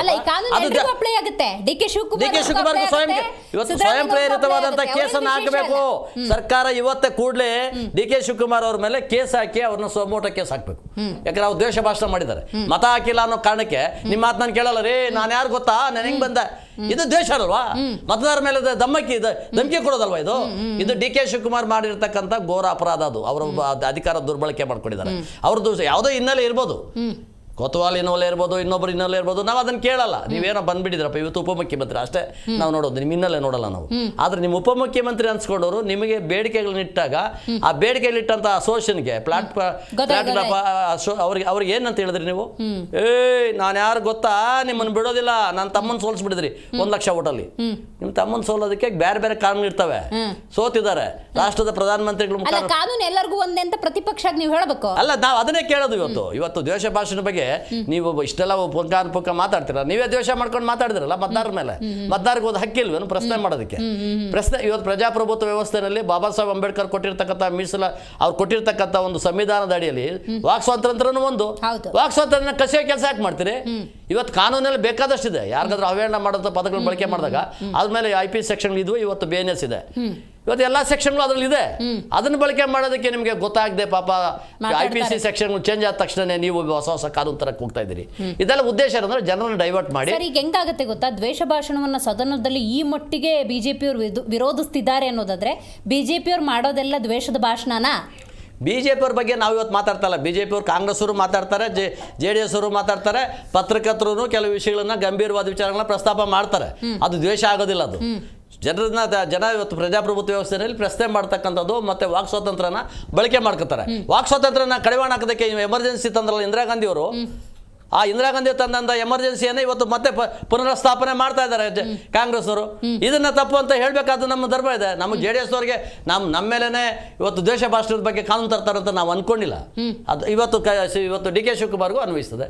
ಇವತ್ತು ನನ್ನ ತಮ್ಮನ್ನು ಸೋಲಿಸ್ಬಿಟ್ರಲ್ಲ ಇದು ಓಪನ್ ಆಗಿ ಹೇಳಿದ್ದು. Right, very nice. ನಾನು ಇನ್ನೊಂದು ಪ್ರಶ್ನೆ ಕೇಳಿದೆ. ಈಗ ನೋಡಿ, ಸದನದಲ್ಲಿ ಚರ್ಚೆ ಮಾಡಿದ್ಮೇಲೆ ಎಲ್ಲ ಬಿಡುಗಡೆ ಆಗುತ್ತೆ, ಲೆಕ್ಕ ಸಿಗುತ್ತೆ ಅನ್ನೋದಾದ್ರೆ ಲೆಕ್ಕ ತಪ್ಪಿರೋದು ಎಷ್ಟು ಹಂಗಾದ್ರೆ? ಈಗ ಅವರೇ ಒಪ್ಕೊಂಡಂಗೆ ಕ್ಷಮೆ ಕೇಳ್ದಂಗೆ ಲಕ್ಷ್ಮೀ ಹೆಬ್ಬಾಳ್ಕರ್ ಕ್ಷಮೆ ಕೇಳ್ದಂಗೆ 2 ತಿಂಗಳದ್ದು ಹೋಗಿದೆ ಅಂತ ಹೇಳ್ತಾರೆ. 5,000 ಕೋಟಿ 5,000 ಕೋಟಿ ಎಲ್ಲಿಗೆ ಹೋಯ್ತು? ಯಾವ ಕಡೆ ಹೋಗಿದೆ? ಯಾವ ಚುನಾವಣೆಗೆ ಹೋಗಿದೆ? ಅಥವಾ ಯಾರ ಜಾಬ್ಗೆ ಹೋಗಿದೆ? ಯಾರ ಮನೆಗೆ ಹೋಗಿದೆ? ಅದು ಬೇಕಲ್ವಾ? ಲೆಕ್ಕ ಕೊಡಿ. ಅದಕ್ಕೆ ಆಯಾಮ ಹೇಳೋದು ನಾನು ಇದಕ್ಕೇನು ಹೇಳೋದಿಲ್ಲ. ಮುಖ್ಯಮಂತ್ರಿಗಳು ಅಂದರೆ ಮುಖ್ಯಮಂತ್ರಿಗಳ ಡೈರೆಕ್ಷನ್ ಮೇಲೆ ಏನೋ ಆಗಿದೆ, ಮುಖ್ಯಮಂತ್ರಿಗಳು ಇದರಲ್ಲಿ ಅಪರಾಧಿ ಆಗ್ತಾರೆ. ಯಾಕಂದ್ರೆ ಮಂತ್ರಿ ಆದವ್ರಿಗೆ ಜವಾಬ್ದಾರಿ ಇಲ್ಲ ಅಂದಮೇಲೆ ಮುಖ್ಯಮಂತ್ರಿನೇ ಜವಾಬ್ದಾರಿ ತಗೋಬೇಕು. ಆಮೇಲೆ ಹೇಳಿದಾನೆ, ನಾನು ಹೇಳಲ್ಲಪ್ಪ, ನಾನೇನೋ ಹೇಳಲ್ಲ, ಮುಖ್ಯಮಂತ್ರಿ ಹೇಳ್ಬೇಕು ಇದಕ್ಕೆ. ನೀನ್ ಮಂತ್ರಿ ಹಾಕಿದ್ಯಾ? ರಾಜೀನಾಮೆ ಕೊಡಮ್ಮ ನೀನು, ರಾಜೀನಾಮೆ ಕೊಟ್ಟು ಮನೆಗೆ ಹೋಗು. ಲಕ್ಷ್ಮೀ ಹೆಬ್ಬಾಳ್ಕರ್ಗೆ ನಾವು ಏನು ಕೇಳಲ್ಲ. Got it nice. ಕುಮಾರ್ ಅವ್ರು ಹೇಳ್ಬೇಕಾ ಎರಡೂ ಪ್ರಶ್ನೆಗಳಿಗೆ ದ್ವೇಷ ಭಾಷಣ ಅಂದಾಗ ಇವತ್ತು ಸದನದಲ್ಲಿ ಈ ಮಟ್ಟಿಗೆ ಬಿಜೆಪಿಯವರು ವಿರೋಧಿಸ್ತಿದ್ದಾರೆ ಅನ್ನೋದಾದ್ರೆ ಇಲ್ಲಿ ಹಲವಾರು ವಿಚಾರಗಳಿದೆ ಸರ್.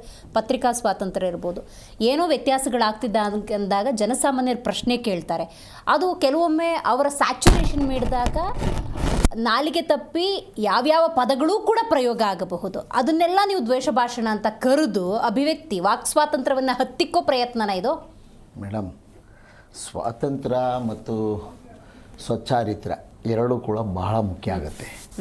ಸ್ವಚ್ಚಾರಿತ್ರ್ಯ ಇಟ್ಕೊಳ್ಳದೆ ಸ್ವಾತಂತ್ರ್ಯ ಸಿಕ್ಕಿದೆ ಅಂತ ಹೇಳಿ ಜನರ ಮಧ್ಯೆ ಮತ್ತು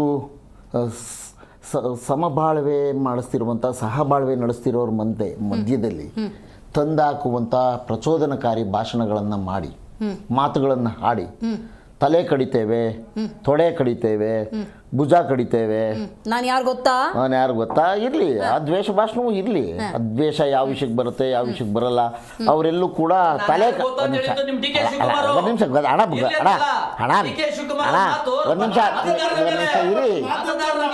ನಿಮಿಷ ನಾಗೇಂದ್ರ ಮಾತಾಡೋಗೂ ಬರಲಿಲ್ಲ, ನೀವು ಮಾತಾಡೋಗೂ ಬರಲಿಲ್ಲ. ನಾಗೇಂದ್ರ ಅವರೇ ಪೇಶ್ವೆಗಳ ಜೊತೆ ಪೇಶ್ವೆಗಳ ಬಗ್ಗೆ ಮಾತಾಡಿ ನಾನಲ್ಲ ರೀ. ಕುಮಾರಸ್ವಾಮಿ ಅವರೇ ಪೇಶ್ವೆಗಳ ಬಗ್ಗೆ ಮಾತಾಡಿದ್ದು ಯಾರು? ಪ್ರಹ್ಲಾದ್ ಜೋಶಿ ಪೇಶ್ವೆಗಳ ಬಗ್ಗೆ ಮಾತಾಡಿ ನಾನಲ್ಲಪ್ಪ. ಕುಮಾರಸ್ವಾಮಿ ಅವರು ಪೇಶ್ವೆಗಳ ಬಗ್ಗೆ ಮಾತಾಡಿದ್ದು ನಾನಲ್ಲ ರೀ. ಕುಮಾರಸ್ವಾಮಿ ಅವರು ಸ್ವಲ್ಪ ಇದೆಯಪ್ಪ. ಆಯ್ತು ಬಿಡ್ರಿ ನೋಡಿ, ಇವತ್ತು ಕರ್ನಾಟಕ ರಾಜ್ಯದಲ್ಲಿ ನಿಜವಾಗ್ಲೂ ಕೂಡ ಸ್ವರ್ಣಾಕ್ಷರದಲ್ಲಿ ಬರೀಬೇಕಾಗಿರುವಂಥ ದಿನ. ಯಾಕೆ ಅಂತಂದ್ರೆ ಮಾನ್ಯ ಗೃಹ ಸಚಿವರಾದಂಥ ಪರಮೇಶ್ವರ್ ಅವರು ದ್ವೇಷ ಭಾಷಣ ನೋಡಿ ಸರ್ ರಕ್ತಕ್ಕೆ ರಕ್ತ ಅನ್ನುವ ಸಂವಿಧಾನ ನಮ್ಮದಲ್ಲ. ರಕ್ತಕ್ಕೆ ರಕ್ತ ಮತ್ತೆ ನೀರು ಎರಡು ಒಟ್ಟಿಗೆ ಹರಿಯಲ್ಲ ಅಂದ್ಬಿಟ್ಟು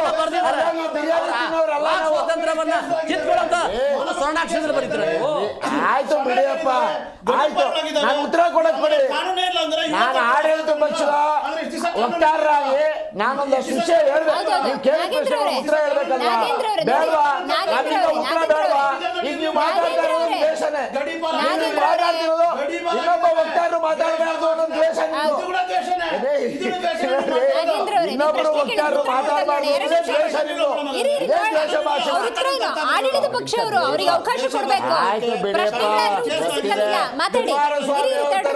ಪೇಶ್ವೆಗಳು ಹಂಗ್ ಮಾಡಿದ್ರು ಹಿಂಗ್ ಮಾಡಿದ್ರು, ಅವ್ರು ಹಿಂಗ್ ಮಾಡ್ಬೇಕು ಹಂಗ್ ಮಾಡ್ಬೇಕು ಅಂತ ನಾವೆಲ್ಲೂ ಮಾತಾಡಿಲ್ಲಪ್ಪ. ರಕ್ತಕ್ಕೆ ರಕ್ತ ನಮ್ಮ ಸಂವಿಧಾನ ಅಲ್ಲ. ರಕ್ತ ಮತ್ತು ನೀರು ಒಟ್ಟಿಗೆ ಹರಿಯೋದಿಲ್ಲ, ನಮ್ಮ ಸಂವಿಧಾನ ಅಲ್ಲ. ಸಹಬಾಳ್ವೆ, ಸಹಭಾಗಿತ್ವ, ಸಹನೆ, ಅಹಿಂಸೆ. ಬಿಡ್ರಿ, ಗೊತ್ತಿದೆ. ಬಿಡಿಯಪ್ಪ, ಸುಮ್ಮನೆ ಏನೇನೋ ಡ್ರಾ ಮಾಡಬೇಡಿ. ದೇವೇಗೌಡರನ್ನು ಕೇಳಿ ಹೇಳ್ತಾರಲ್ಲ, ದೇವೇಗೌಡರನ್ನು ಕೇಳ್ರಿ, ಹಿರಿಯರು ದೇವೇಗೌಡರನ್ನು ಕೇಳ್ರಿ ಹೇಳ್ತಾರೆ. ಅವ್ರ ಹತ್ರ ಕೇಳ್ಕೊಂಬರ್ರಿ, ಅವ್ರ ಹತ್ರ ಕೇಳ್ಕೊಂಬಂದ್ಬಿಟ್ಟು ಮಾತಾಡ್ರಿ. ನೋಡಿ ಮೇಡಮ್, ಬಿಡಿಯಪ್ಪ, ಆಯ್ತು ಬಿಡಿಯಪ್ಪ, ಆಯ್ತು ಬಿಡಿಯಪ್ಪ ಮೇಡಮ್. ನೋಡಿ ದ್ವೇಷ ಭಾಷಣ ಬಿಡಿಯಪ್ಪ, ಆಯ್ತು. ನಾವು ಉತ್ತರ ಕೊಡ ಆಡಳಿತ ಪಕ್ಷದ ವಕ್ತಾರರು ಮಾತಾಡಕ್ ಬಿಡದೆ ದ್ವೇಷ ಭಾಷಣ ಇದನ್ನೇ ಮತ್ತೊಬ್ಬರನ್ನು ಮಾತಾಡಕ್ ಬಿಡದೆ ತಮ್ಮ ಅಭಿಪ್ರಾಯಗಳನ್ನು ಹೇರೋದಿದೆಯಲ್ಲ, ಇದೇ ದ್ವೇಷ ಭಾಷಣ. ಏನು ರಮಣ ಹಿರಿಯರಿದ್ದೀರಿ, ನಾನ್ ಮಾತಾಡಕ್ ಉತ್ತರ ಕೇಳಿದ್ದಾರೆ, ನಾವು ಕೊಡೋ ಉತ್ತರ ಕೇಳಿದ್ರೆ ಆಮೇಲೆ ಹೇಳಿ. ಆಡಳಿತ ಪಕ್ಷದ ವಕ್ತಾರರಾಗಿ ನಾವು ಕೊಡೋ ಉತ್ತರ ಕೇಳ್ಬಿಟ್ಟು ಆಮೇಲೆ ಮಾತಾಡ್ರಿ. ನೋಡ್ರಿ, ನಾವು ಛೇಡಿಸಿದ್ರೆ ನಾವು ಬಹಳ ವಿಷಯಗಳು ಮಾತಾಡಬಲ್ಲ. ಜೆಡಿಎಸ್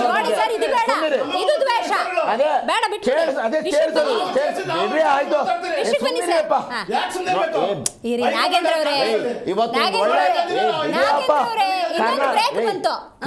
ನಮ್ಮ ನಾಡಿನ ಎತ್ತರದ ಕವಿ, ನಮ್ಮೆಲ್ಲರ ಪ್ರೀತಿ ಪಾತ್ರ ಕವಿ ಏನ್ ಪದ ಕೊಟ್ಟೋಗಿದಾರ್ರಿ.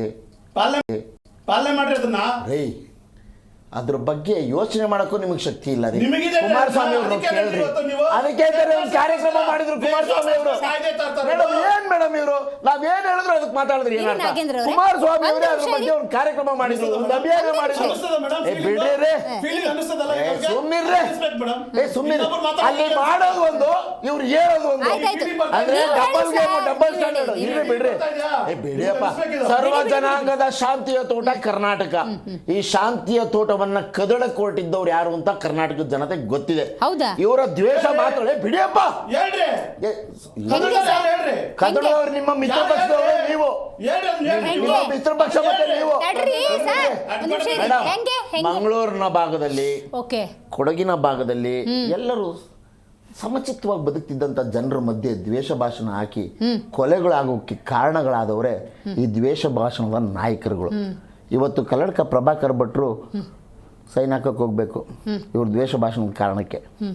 ಅದೋ ಇಲ್ವೋ ನಾವು ಚರ್ಚೆ ಮಾಡೋದು ಬೇಡ, ಅದು ಕೋರ್ಟ್ನಲ್ಲಿ ಇರಪ್ಪ. ಇವರ ಶಾಸಕರುಗಳು ನಿಮಿಷ ಇರ್ರಿ. ಎಫ್ಐಆರ್ ಆಗಿತ್ತಾನೆ ದ್ವೇಷ ಭಾಷಣ ಮಾಡಿಕ್ಕೆ ಕರ್ನಾಟಕ ಬರ್ಕೊಂಡ್ಮೇಲೆ ಎಫ್ಐಆರ್ ಆಗಿದೆ, ಕೇಸ್ ಎಲ್ಲ ಆಗ್ತಿದ್ರೆ ಹೊಸ ಕಾಯ್ದೆ ಆಗ್ಬೇಕು ಇಲ್ಲಿ. ನಾನು ಇದೇ ಪ್ರಶ್ನೆ ಕೇಳ್ತದೆ, ಇದನ್ನೇ ಕೇಳ್ತದ. ಈಗ ಕರ್ನಾಟಕ ಪ್ರಭಾಕರ್ ದ್ವೇಷ ಭಾಷಣ ಮಾಡಿದ್ರು, ಕೇಸ್ ಆಗಿದೆ. ಮೊನ್ನೆ ಮಂಡ್ಯದಲ್ಲಿ ಏನ್ ಮಾಡ್ಬಿಟ್ಟು ಬಂದ್ರಪ್ಪ,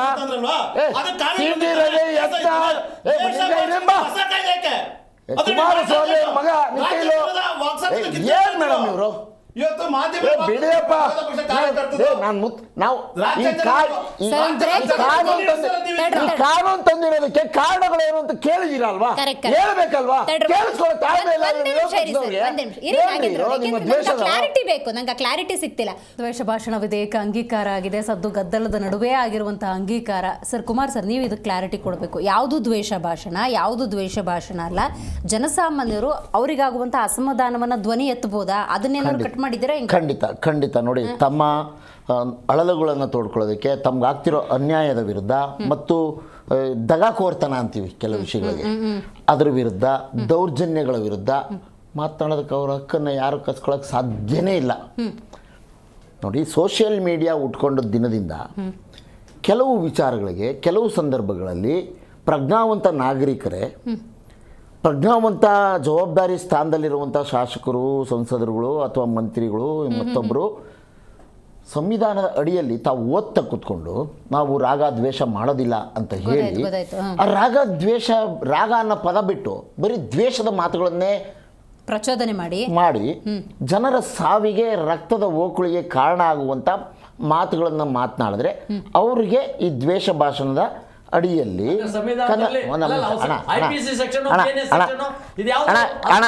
ಅದಿದ್ರೂ ಕೂಡ ರಾಮಣ್ಣ ಅದಿದ್ರೂ ಕೂಡ ನೋಡಿ GNSS ಇದ್ರೂ ಕೂಡ ಅದರ ನಡುವೆ ಕೂಡ ಒಂದು ನಿಮಿಷ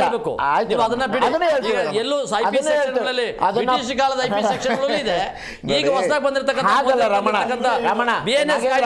ನಿಮಿಷ ಇದೆಯಪ್ಪ, ನೀವು ಚರ್ಚೆ ಮಾಡಿ, ನಿಮ್ಮ ಮಾತನ್ನ ಚರ್ಚೆ ಮಾಡಿ. ನಮ್ಮ ತಪ್ಪಿದ್ರೆ ನೀವು ಕೇಳಿ, ಕರೆಕ್ಟ್. ನೋಡಿ, ಸಂವಿಧಾನದ ಅಡಿಯಲ್ಲಿ ಬಾಬಾ ಸಾಹೇಬ್ ಅಂಬೇಡ್ಕರ್ ಕೊಟ್ಟಿದ್ದಂಥ ಕೆಲವೊಂದಷ್ಟು ಕಾನೂನಿನ ಚೌಕಟ್ಟಿನ ಅಡಿಯಲ್ಲಿ ಈ ಕಾಯ್ದೆಗಳು, ಇಂತಿಂಥ ನಡವಳಿಕೆಗಳು, ಇಂತಿಂಥ ವಾಕ್ ಸ್ವಾತಂತ್ರ್ಯ ಅಥವಾ ವ್ಯಕ್ತಿ ಸ್ವಾತಂತ್ರ್ಯ ಅಥವಾ ನಮ್ಮ ಬದುಕಿಗೆ ಬೇಕಾಗಿರುವಂಥ ಸ್ವಾತಂತ್ರ್ಯ ಕಸಿಕೊಳ್ಳುವಂಥ ಸಂದರ್ಭದಲ್ಲಿ ಆ ಕಾನೂನು ಅಪ್ಲೈ ಆಗ್ತಿತ್ತು. ಇತ್ತೀಚಿನ ದಿನಗಳಲ್ಲಿ ಸೋಷಿಯಲ್ ಮೀಡಿಯಾ ಎಷ್ಟು ಪ್ರಬಲವಾಯ್ತಾ ಹೋಯ್ತೋ ಅದನ್ನು ಬಳಸ್ಕೊಂಡು ಜನರ ನಡುವೆ ವಿಷಕಾರಿಯಾದಂಥ ಅಂಶಗಳನ್ನು ತುಂಬಿ ಬಿತ್ತಿ ಪರಸ್ಪರರು ದ್ವೇಷ ಕಾರುವಂತೆ ಮತ್ತೆ ರಕ್ತ ಕಾರುವಂತೆ ಮಾಡುವ ಕೆಲಸಗಳು ಮಾಡ್ತಿರೋರ ವಿರುದ್ಧ ಆ ಕಾನೂನು ಕೆಲವು ಸಂದರ್ಭದಲ್ಲಿ ಒಳದಾರಿಯನ್ನು ಕಂಡುಹಿಡ್ಕೊಂಡು ತಪ್ಪಿಸ್ಕೊತಿದ್ರು. ಇನ್ನು ಮುಂದೆ ಆ ತಪ್ಪಿಸ್ಕೊಳ್ಳೋ ಅವಕಾಶ ಕೊಡಬಾರ್ದು. ಸಮಾಜ ಸ್ವಾಸ್ಥ್ಯ ಸಮಾಜ ಇರಬೇಕು ಕರ್ನಾಟಕದಲ್ಲಿ, ಶಾಂತಿಪ್ರಿಯ ಕರ್ನಾಟಕ ನಮ್ಮದು. ಮತ್ತು ಅಹಿಂಸೆಯನ್ನು ಹೆಚ್ಚು ಬೋಧಿಸಿದಂಥ ಜೈನರು ಮತ್ತು ಬೌದ್ಧರು ಮತ್ತು ಬೇರೆ ಬೇರೆ ನಮ್ಮ ಎಲ್ಲ ಇವತ್ತಿನೇನು ನಮ್ಮ ಪೀಠಗಳಿದ್ದಾವೆ ಅವೆಲ್ಲ ಬಸವಣ್ಣನವರಾಗಿರ್ಬೋದು, ಇವರು ಆದಿಯಾಗಿ ಬುದ್ಧ ಎಲ್ಲರೂ, ಅಶೋಕನ ಬಹಳ ದೊಡ್ಡ ಪ್ರಮುಖ ಕೇಂದ್ರ ಆಗಿದ್ದು ಕರ್ನಾಟಕ. ಜೈನರು ತಮ್ಮ ಜೀವನವನ್ನು ಸಂತುಷ್ಟಿಯಿಂದ ಬದುಕಿದಂಥ ಕರ್ನಾಟಕದಲ್ಲಿ ದ್ವೇಷ ಭಾವನೆಯನ್ನ ಮತ್ತು ವಿಷಕಾರಿ ಅಂಶಗಳನ್ನ ಜನರ ಮನಸ್ಸಲ್ಲಿ, ಯುವಕರ ಮನಸ್ಸಲ್ಲಿ ಬಿತ್ತಿ ಅದರ ಮುಖಾಂತರ ಅಶಾಂತಿಯನ್ನ ಮಾಡೋದಕ್ಕೆ ಕರ್ನಾಟಕದ ಶಾಂತಿಯ ತೋಟವನ್ನು ಕದಡೋಕ್ಕೆ ಪ್ರಯತ್ನ ಪಡ್ತಿದ್ದಂಥ ಕೆಲವರು ಈ ದ್ವೇಷ ಭಾಷಣವನ್ನು ಬಳಸ್ಕೊಂಡು ಮಾಡ್ತಿದ್ದಂಥ ಚಟುವಟಿಕೆಗಳು ತಾವು ತೋರಿಸಿದ್ದೀರಿ. ಯಾರ್ಯಾರು ಏನೇನು ಮಾತಾಡಿದ್ರು ಅದನ್ನು ತೋರಿಸಿದ್ದೀರಿ. ಆ ಮಾತಾಡಿದ ಪರಿಣಾಮ ಎಲ್ಲೆಲ್ಲಿ ಏನೇನು ಎಲ್ಲೆಲ್ಲಿ ಏನೇನು ಘಟನೆಗಳಾಯ್ತು ಅನ್ನೋದನ್ನು ನೋಡಿದ್ದೀರಿ ತಾವು. ಹಾಗಾಗಿ ಸೈನ್ ಆಗ್ತಿದ್ದಾರೆ ಅವರ ಏನೇನು ನೋಡಿ, ಅದೆಲ್ಲ ಇದ್ದೂ ಕೂಡ ಅವೆಲ್ಲವೂ ಇದ್ದು ಕೂಡ ಹೊಸ ಒಳಸುಳಿಗಳನ್ನ ನುಸುಳುಗಾರಿಕೆಯನ್ನ ಮಾಡಿಕೊಂಡು ಶಾಂತಿಯನ್ನು ಕದಡ್ತಿದ್ದಾರೆ. ಇದು ಸರ್ವಜನಾಂಗದ ಶಾಂತಿಯ ತೋಟ ಕರ್ನಾಟಕ, ಎಲ್ಲರೂ ಸಮಾಧಾನದಿಂದ ಬದುಕೋಣ ಅಂತ ಹೇಳಿ ಕಾನೂನು ತಂದಿದ್ದಾರೆ. ಅಕಸ್ಮಾತ್ ಇವರು ಅದನ್ನೂ ಮೀರಿ ನಡ್ಕೊಳ್ತಾರೆ ಅಂತಂದ್ರೆ ನಾವೇನು ಹೇಳಕ್ಕಾಗತ್ತೆ. ಆಮೇಲೆ ಇವ್ರಿಗೆ ಮಾತ್ರ ಯಾಕೆ ಅಷ್ಟೊಂದು ನವೆ ಹಾಕ್ಸಿದೆ ಕರ್ಕೊಳ್ತಾ ಇದ್ದಾರೆ ಅಂತ ನಮ್ಮ ಪ್ರಶ್ನೆ. ಈಗ ಇವ್ರು ಮಾತ್ರ, ಬೇರೆ ಯಾರು ಕೇಳ್ತಿಲ್ಲ. ಈಗ DK ಶಿವಕುಮಾರ್ ಅವರು ಕುಕ್ಕರ್ ಹಾಕಿದಂತ ಕುಕ್ಕರ್ ಬಾಂಬ್ ಹುಡುಗನ್ನ ಆಲ್ ಓವರ್ ಮೈ ಬ್ರದರ್ಸ್, ನಾನು ಚಿಕ್ಕ ಹುಡುಗ ರೀ, ಅವ್ನು ಬಾಂಬ್ ಹಾಕಿಲ್ಲ ರೀ ಅಂತ ಹೇಳಿ ಪ್ರಚೋದನೆ ಮಾಡಿದ್ರಲ್ಲ ಬಾಂಬ್ಗಳಾಕ್ದವ್ರಿಗೆ, ದೇಶದ್ರೋಹಿಗಳಿಗೆ. ಅವ್ನ ಕಸಾಬು ಅಲ್ಲಿ ಒಂದು 5 ಸ್ಟಾರ್ ಹೋಟ್ಲಿಗೆ ಹೋಗಿ ಬಾಂಬ್ಗಳು ಹಾಕಿದ್ನಲ್ಲ, ಎಷ್ಟೋ ಜನ ಸಾವು ಕಾರಣಕರ್ತನಾದ್ನಲ್ಲ. ಸಾಬ್ ಬಿರಿಯಾನಿ ಕಾವ್ ಸಾಬ್, ಒಬ್ಬ ದೇಶದ್ರೋಹಿನ ನೀವು ಈ ಥರ ಕರಿತೀರಿ ನೀವು ಕಾಂಗ್ರೆಸ್ ಅವರು? ಇದಕ್ಕೆ ಅದು ದೇಶ ಭಾಷಣ ಆಗಲ್ಲ, ಅದು ಪ್ರಚೋದನೆ ಆಗೋದಿಲ್ಲ. ಅಫ್ಜಲ್ ಗುರು ಪಾರ್ಲಿಮೆಂಟ್ ಮೇಲೆ ಬಾಂಬ್ ಹಾಕ್ತಾನೆ, ಅವನಿಗೆ ನೀವು 7 ವರ್ಷ ಆದ್ರೂ ಗಲ್ ಶಿಕ್ಷೆ ಕೊಡಿ ಅಂತ ಹೈಕೋರ್ಟು, ಸೆಷನ್ ಕೋರ್ಟ್, ಒಂದು ನಿಮಿಷ, session court, high court, supreme court ಹೇಳ್ತದೆ ಅವ್ನು ಗಲ್ ಶಿಕ್ಷೆ ಕೊಡಿ ಅಂತ. 7 ವರ್ಷ ತಡೆದ್ರಲ್ಲ ನೀವು. ಇದನ್ನೆಲ್ಲ ಏನಂತ ನಿಮ್ಮದೇ ಆಡಳಿತದಲ್ಲಿ ಮಾಡಿದಂಥ ಕ್ರಮಗಳಿವು. ಇವತ್ತು IPC ಸೆಕ್ಷನು, BNS ಕಾಯ್ದೆಗಳು, ಇವತ್ತು IP ಸೆಕ್ಷನ್ ಹೋಯ್ತು, BNS ಇದೆ. BNS ಅಲ್ಲಿ ಇನ್ನೂ ಹೆಚ್ಚು ಕಾನೂನುಗಳನ್ನ ಜೋಡಿಸಿದ್ದಾರೆ. ನೀವು ಇದನ್ನ ಬೇಕಂತ ಜನರ ದಿಕ್ತಪ್ಪಿಸಿ ಅಭಿವೃದ್ಧಿ ಕಾರ್ಯಕ್ರಮಗಳನ್ನ ಎಲ್ಲೋ ಒಂದು ಕಡೆ ದಾರಿ ತಪ್ಪಿಸೋಂಥ ಕೆಲಸ ಮಾಡೋದಕ್ಕೆ ಇವತ್ತು ನೀವು ಇವತ್ತು ದ್ವೇಷ ಭಾಷಣದ ಕಾಯ್ದೆ ತಂದಿದ್ದೀನಿ ಅಂತ ತೋರಿಸಿ ಯಾರಿಗೆ ಎದುರಿಸ್ಬೇಕಪ್ಪ ನೀವು? ಅಲ್ಲ, ನೀವು ಬಿಜೆಪಿ ಅವ್ರಿಗೆ ಯಾಕೆ ಇಷ್ಟೊಂದು ಟ್ರಿಗರ್? ನಮಗ್ ಭಯ ಅಲ್ಲ, ಕಾನೂನಲ್ಲಿ ಇದ್ರು ಆ ಕಾನೂನನ್ನ ಯಾಕೆ ನೀವು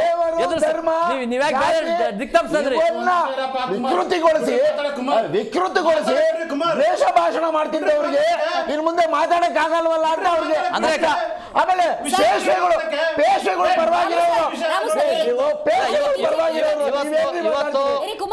ಪರವಾಗಿರೋರು ನೀವೇನ್ರಿ ಮಾತಾಡ್ತೀರಿ? ಇವತ್ತು ಕಾನೂನಲ್ಲಿ ಎಲ್ಲಾ ಅವಕಾಶಗಳು ಇದೆ. ಒಬ್ಬ ವ್ಯಕ್ತಿಯನ್ನು ಯಾರಾದ್ರೂ ನಿಂದಿಸಿದ್ರು ಕೇಸ್ ಹಾಕೋ ಅವಕಾಶ ಇದೆ. ಈಗ ಪರಿಶಿಷ್ಟ ಜಾತಿ ಸಮುದಾಯಗಳ ಜನಗಳ ಮೇಲೆ ಯಾರಾದ್ರೂ ಬೈದ್ರೆ ಅಟ್ರಾಸಿಟಿ ಆಕ್ಟ್ ಅನ್ನೋದು ಇದೆ. ಎಲ್ಲ ಕಾಯ್ದೆಗಳಿದಾವೆ. 89ರಲ್ಲಿ VP ಸಿಂಗ್ ಅವರು ಅಟ್ರಾಸಿಟಿ ಆಕ್ಟ್ ಅಂತ ತಂದಿದ್ದಾರೆ. ಆ ಕಾನೂನು ಇನ್ನೂ ಬಲಪಡಿಸುವಂತದ್ದು ಆಗಿದೆ. ಈ ಸಬ್ಜೆಕ್ಟ್ ಕೊಟ್ಟು ಡೈವರ್ಟ್ ಮಾಡ್ತಿದ್ದಾರೆ. ಇದು ಡೈವರ್ಟ್ ಮಾಡೋದಕ್ಕೆ ಒಂದು, ಮತ್ತೆ ಕಾಂಗ್ರೆಸ್ ಆಡಳಿತ ಕುಸಿದಿದೆ. ಅವ್ರ ಆಡಳಿತದಲ್ಲಿ ನಿಷ್ಕಲ್ಮಶವಾಗಿ ಕೆಲಸ ಮಾಡ್ತಾ ಇಲ್ಲ, ಎಲ್ಲೋ ದ್ವೇಷದ ಕೆಲಸ ಮಾಡ್ತಾ ಇದ್ದಾರೆ. ಅಡಿಗೆ ಮಾಡೋ ಎಣ್ಣೆ ಬೆಲೆ 150 ರೂಪಾಯಿ ಆಗಿದೆ, ಪೆಟ್ರೋಲ್ ಬೆಲೆ 100 ರೂಪಾಯಿ 110 ರೂಪಾಯಿ ಆಗಿದೆ, ಗ್ಯಾಸ್ ಬೆಲೆ 900 ರೂಪಾಯಿ ಆಗಿದೆ. ಆಯ್ತಪ್ಪ, ನೀವು ಬೆಲೆ ಏರಿಕೆ ಬಗ್ಗೆ ಡೈವರ್ಟ್ ಮಾಡಕ್ ಮಾಡ್ತಿದ್ದಾರೆ ಅಂದ್ರೆ ಅದು ಅಲ್ವಾ? 15 ಲಕ್ಷ ಮಕ್ಕಳು ಇವತ್ತು ಬರಲಿಲ್ಲ ಯಾರು ಅಂತ ನಮಗೆ ಗೊತ್ತಿದೆ ಅಂದ್ರು. ಅಲ್ಲ, ಕೊಡಗಲ್ಲಿ ಹಚ್ಚಬೇಕಾದ್ರೆ ತಪ್ಪು ಮಾಡಿದವ್ರಿಗೆ, ಹಚ್ಚಿರ್ತಕ್ಕಂಥವ್ರಿಗೆ ಶಿಕ್ಷೆ ಆಗ್ತಾ ಇದೆ. ನಾವೇನು ಶಿಕ್ಷೆ ಮಾಡಬೇಡಿ, ಯಾರಿಗೂ ಕೇಸ್ ಹಾಕ್ಬೇಡಿ ಅಂತ ಹೇಳಲ್ಲ. ಇಲ್ಲಿ ಅಖಂಡ ಶ್ರೀನಿವಾಸ ಮೂರ್ತಿ ಪಾಪ MLA, ಕಾಂಗ್ರೆಸ್ MLA, ಅವ್ರ ಮನೆ ಮೇಲೆ ಬಿದ್ದು ಬೆಂಕಿ ಹಚ್ಚಿ ತಾಳಿ ಸಮೇತ ಸುಟ್ಟೋಯ್ತು. ಆಕೆ ಹೇಳ್ತಾಳೆ, ನನ್ನ ಎಲ್ಲ ಮನೆ ಹೋದ್ರು ಪರವಾಗಿಲ್ಲ, ನನ್ನ ತಾಳಿ, ನನ್ನ ಗಂಡ ಕಟ್ಟರೋ ತಾಳಿ ಎದುರು ಉಳಿಸ್ಕೊಡಿ ಅಂತೇಳಿ. ಇವತ್ತು ಅಖಂಡ ಶ್ರೀನಿವಾಸ ಮೂರ್ತಿ ಒಬ್ಬ MLA, ಕಾಂಗ್ರೆಸ್ MLA, ಪರಿಶಿಷ್ಟ ಜಾತಿಯ ದಲಿತ MLA ಅವನು. ನೀವು ಅದನ್ನ ರಕ್ಷಣೆ ಮಾಡಕ್ಕಾಗ್ಲಿಲ್ಲ ನೀವು. ಅವತ್ತೇನ್ ಮಾಡಿದ್ರೆ ನೀವು? ಆಮೇಲೆ ಅದನ್ನ ಒಂದ್ ನಿಮಿಷ ಮಾಡಿ ತಪ್ಪದ ಬಗ್ಗೆನೂ ಮಾತಾಡ್ಬೇಕಲ್ವಾ?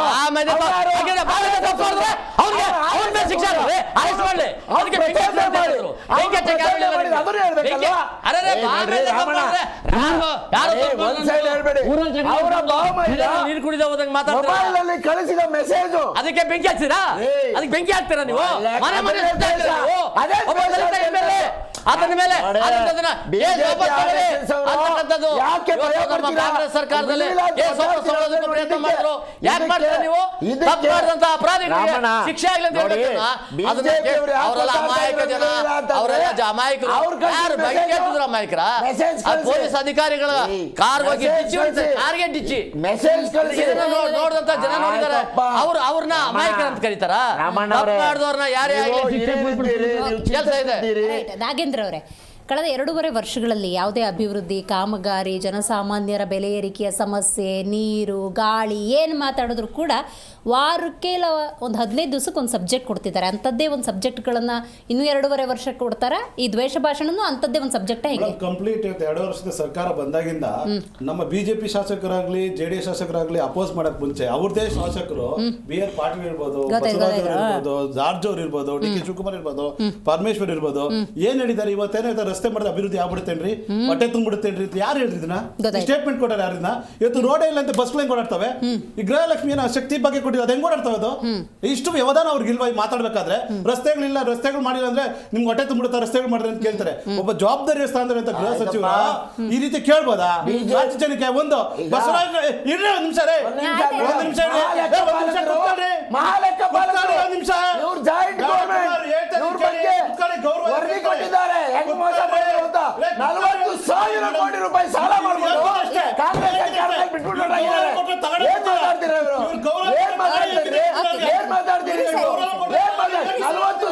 ಕೋಟಿ ಸಾಲ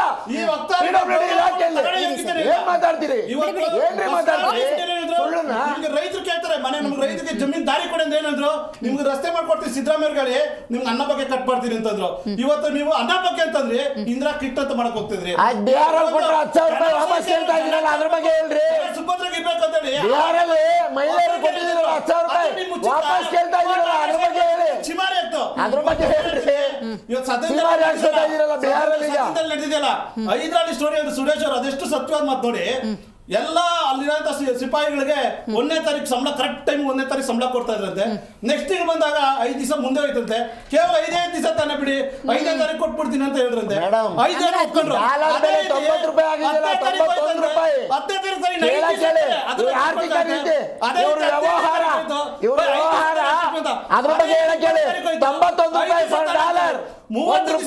ಕಳೆದು ಒಂದ್ ತಿಂಗಳು ಅಲ್ಲೇ ಅದ್ರ ಬಗ್ಗೆ ಅಸಹಾಯಕ ತೋಡ್ಕೊಂಡಿದ್ದಾರೆ. ಜವಾಬ್ದಾರಿ ಇಲ್ಲ, ಸಿಎಂ ಜವಾಬ್ದಾರಿ. 100 ಸ್ಮಾರ್ಟ್ ಸಿಟಿ ಎಲ್ಬತ್ತು ಕೇಳಿ 5,000 ಕೋಟಿ ಸ್ಮಾರ್ಟ್ ಸಿಟಿಯಲ್ಲಿ ರಾಜ್ಯಕ್ಕೆ $91 ಬೆಲೆ 26,000 ಚಿನ್ನದ ಬೆಲೆ 10 ಗ್ರಾಮ್ಗೆ 1.5 ಲಕ್ಷ ಆಗಿದೆ. 10 ಗ್ರಾಮ್ ಚಿನ್ನದ ಬೆಲೆ 26 ರೂಪಾಯಿ 1.5 ಲಕ್ಷ ಆಗಿದೆ. 90 ರೂಪಾಯಿ ಆಗಿದೆ ಡಾಲರ್. 90% ಗ್ಯಾಸ್ ಬೆಲೆ 900 ರೂಪಾಯಿ ಆಗಿದೆ. ವಿಧೇಯಕ ಕೂಡ ಅಂಗೀಕಾರ ಆಗಿದೆ. ಸೊ ಪತ್ರಿಕೆಯಿಂದ ಹಿಡಿದು ಅದರಲ್ಲೂ ಪ್ರಮುಖವಾಗಿ ಸುನೀಲ್ ಕುಮಾರ್ ಇವತ್ತು ಪ್ರಶ್ನೆ ಮಾಡಿದ್ರು, ಯಾವ್ದಾದ್ರು ದ್ವೇಷ ಭಾಷಣ ಅಂದ್ರೆ ಪತ್ರಿಕೆಗಳು, ಲೇಖನಗಳು ಇದಕ್ಕೂ ಕೂಡ ಒಳಪಡುತ್ತಾ ಅಂದಾಗ ಡಾಕ್ಟರ್ ಜಿ ಪರಮೇಶ್ವರ್ ಅವರು ಒಂದು ವಿಚಾರವನ್ನ ಪ್ರಸ್ತಾಪ ಮಾಡಿದ್ರು. ಯಾವುದಾದ್ರೂ ಪುಸ್ತಕದಲ್ಲಿ ದ್ವೇಷದ ಸೆಂಟೆನ್ಸ್ ಹಳೆ ಪುಸ್ತಕದಲ್ಲಿದ್ದರೂ ಕೂಡ ಅದು ಈ ವ್ಯಾಪ್ತಿಗೆ ಬರುತ್ತೆ ಅಂತ ಹೇಳಿದ್ದಾರೆ. ಸಹಜವಾಗಿ ಇದು ಜನಸಾಮಾನ್ಯರ ಪ್ರತಿಪಕ್ಷಗಳ ಆಕ್ರೋಶಕ್ಕೆ ಕಾರಣ ಆಗಿದೆ. ಹಾಗಾಗಿ ಮುಂದಿದ ಯಾವ ತೀರ್ವನ್ನು ಪಡೆದುಕೊಳ್ಳುತ್ತೋ ಗೊತ್ತಿಲ್ಲ. ಇದೆಲ್ಲದರ ನಡುವೆ ನೋಡಿ, ನಿಗಮಗಳಿಗೆ 441 ಕೋಟಿ ಬಿಡುಗಡೆಯಾಗಿದೆ. 5,000 ಕೋಟಿಗೆ ಲೆಕ್ಕ ಕೂಡ ಸಿಕ್ಕಿದೆ ಸದನದಲ್ಲಿ ಪ್ರಸ್ತಾಪ ಆದ ನಂತರದ ಸಂದರ್ಭದಲ್ಲಿ ಅಂತ ಹೇಳ್ತಾ ಇವತ್ತಿನ ಕಾರ್ಯಕ್ರಮವನ್ನು ಮುಗಿಸೋಣ. ನೋಡ್ತಾ ಇರಿ ಜೀ ಕನ್ನಡ ನ್ಯೂಸ್, ಸತ್ಯವೇ ಸುದ್ದಿಯ ಜೀವಾಳ.